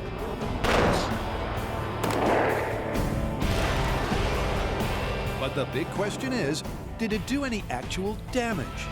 Nothing. It's all intact. It's obvious that the closer the jet is to us here on the ground, the more intensely we experience the sonic boom. Nothing. Now, we don't know exactly where the sweet spot for breaking glass is quite yet. No cracks. But we do know that this is one of those funky relationships where the power of that sonic boom is going to be dropping off exponentially the further away the jet is from the glass on the ground. So it's a question of how low can you legally go? Like some kind of supersonic limbo dance, the guys bring it down one more notch. Here we go. We're commencing the 500-foot run. We're accelerating now. We gotta see some broken glass. Okay, he just came over the horizon. 500 feet. Mach 1.03. Oh, we are headed straight for them. It doesn't feel like 500 feet. It feels like 50. Mach 1.05. Oh, I can totally see right there. This one's for the money. Oh, no! Wow! That was loud. Really loud. But despite the powerful ground-level experience, the myth that a sonic boom equals shattered glass is looking busted. Not one single item of glassware was even splintered. No broken glass. Not looking good at this point. Not at this geographical point, but a few hundred feet away at base camp, the team make an interesting discovery. Hey, Pete. Hey, Jamie. What do you got? Well, what happened was on the 500-foot pass, the sonic boom ripped through this trailer, opened up all the cabinets, and came out right here on the skylight and blew it completely off. Yep, just like a pop top on a soda can.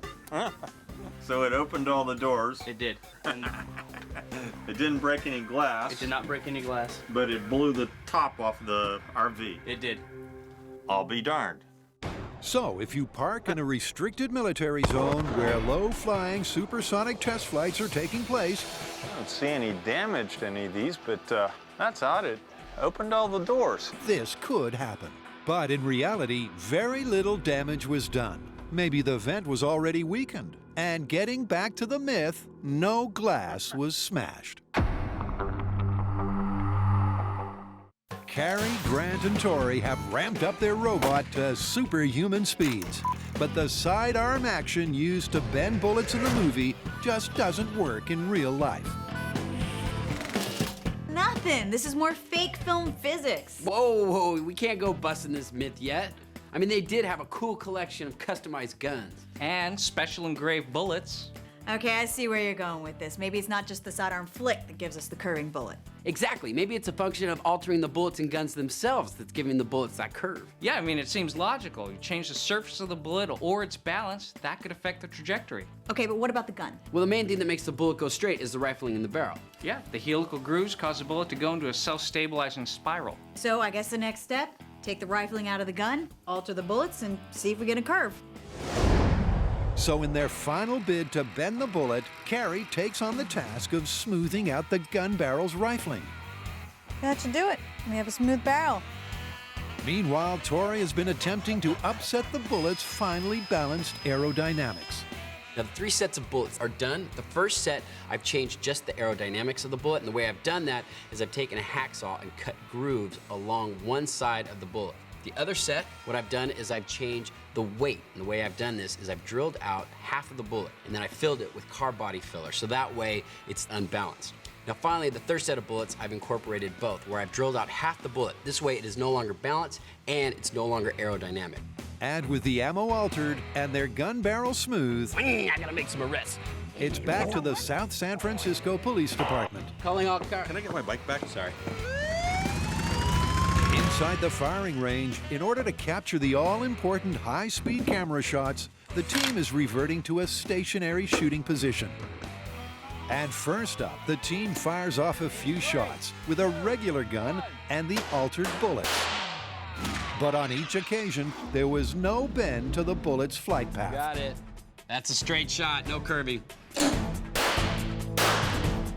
It seems the rifling in the gun's barrel can keep any old bullet on the straight and narrow. Straight shot, no curving whatsoever. But I think when we switch to the barrel that has no rifling, all bets are going to be off, and that bullet is going to do whatever it wants to. And from the very first test with a grooved bullet, Okay, grooved bullet, de-rifled gun. it's clear how important rifling is. Whoa! Look at how wild that bullet went without the rifling.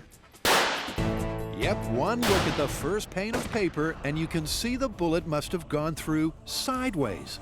That was What the heck happened? But despite the head over heels flight, it still traced a straight line through the air. Look at that. It's a straight path. And no matter how the bullet is altered, grooved, unbalanced, and a combination of both, the result is the same every time. Whoa! Look at how unstable the bullets are now that there's no rifling. Yeah, it's like going whoosh. But still, it's not curving. No. It's clear that the massive forward momentum of a speeding bullet Nah, straight path. simply overrides any minor adjustments to its aerodynamics or balance. So it's looking like no matter what we do, physics are working against us. We cannot curve a bullet. Doesn't matter if the barrel's rifled or not. Doesn't matter if the bullets are altered or not. So this one's busted. Busted. Busted.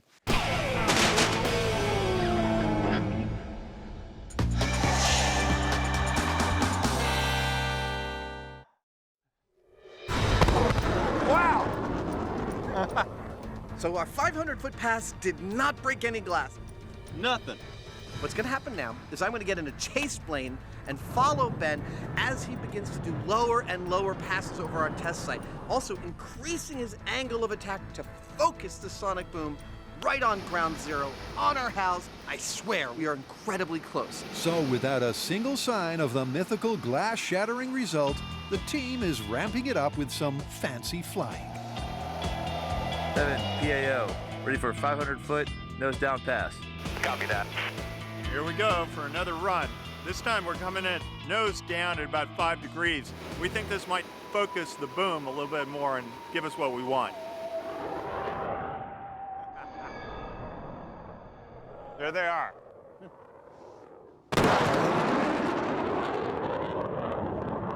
Man, that's a rush. Before Jamie can get in and check the results, Ben blasts by twice more in quick succession. And this time, damage is definitely done. No window. I can see it from here. A broken window, but not exactly as per the myth. Oh no. It blew the window out of its hole, but it didn't break it. The 3 rapid-fire, low-altitude supersonic flybys have clearly had an effect. The flat thickens. That broke the door. But the jury is still out on whether it will specifically break glass. Didn't break any of the glass. It knocked it down, though. And that has got Jamie thinking. A sonic boom is just a pressure wave. Now, we've created a lot of pressure waves on MythBusters. We've put out fires with them. We've broken wine glasses. But on the other hand, we've tried to make people poop, and we've tried to blow up cars with them. Those didn't work too well. Sometimes they just don't behave the way you expect, from reflections, from harmonics, from all sorts of subtle details that you only figure out after a lot of experimentation. And that further experimentation is a set of 5 200-foot passes, which is as low as we can legally go. Lower than anything seen outside the training zone. These things are coming in so low, we're not going to see them until they're on top of us. Blowers ready now.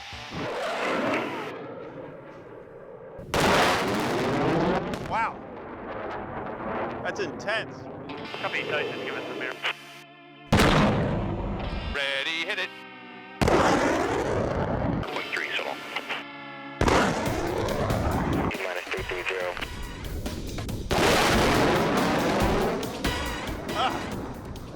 That kind of wakes you up in the morning. Well, that right there were 5 sonic booms hitting that house and the car and the glassware at 200 feet. I gotta go check it out. What the heck? Nothing. Like the glassware, the car escaped unscathed. Well, I didn't break it, but it knocked off the rearview mirror. Well, almost.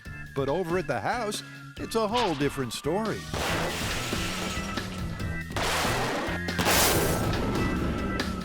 That's what I'm talking about. That is one broken window. It not only broke it, but it just like shattered every little bit to smithereens. So it can happen. And it wasn't just the windows that suffered. I'm really surprised by the structural damage here. I mean, I thought that what we were dealing with a sonic boom was a sharp shock that would break glass and things, but not actually move stuff. Well, there's your problem. That's what is happening here. This is an air pressure thing that is actually taking the whole side of the building in. Oh, no! So it is possible to break glass with a sonic boom. But not any old glass from any old sonic boom. The glassware is intact, and it was the warping of the window frame that led to the only breakage. And let's face it, that only happened after the low-altitude passes that just don't happen anywhere but in these restricted training zones. So Tyson, I've been meaning to ask you. We're out here in the desert. You look like you just came from the laundry with that thing. What do you do if you spill your lunch on it? I don't. Oh, okay. Well, I'm looking at a broken piece of glass here, man.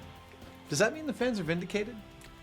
That's the only thing that the sonic boom broke. What about all the other glass that didn't break? There were car windows, there was a table full of this kind of stuff. None of it broke. Well, I mean, the myth clearly states that any sonic boom will break any glass, and apparently that didn't happen. And we had to fly the jet in at ridiculously low levels to make this break. Well, then I think the answer's pretty clear. It's busted. Totally busted.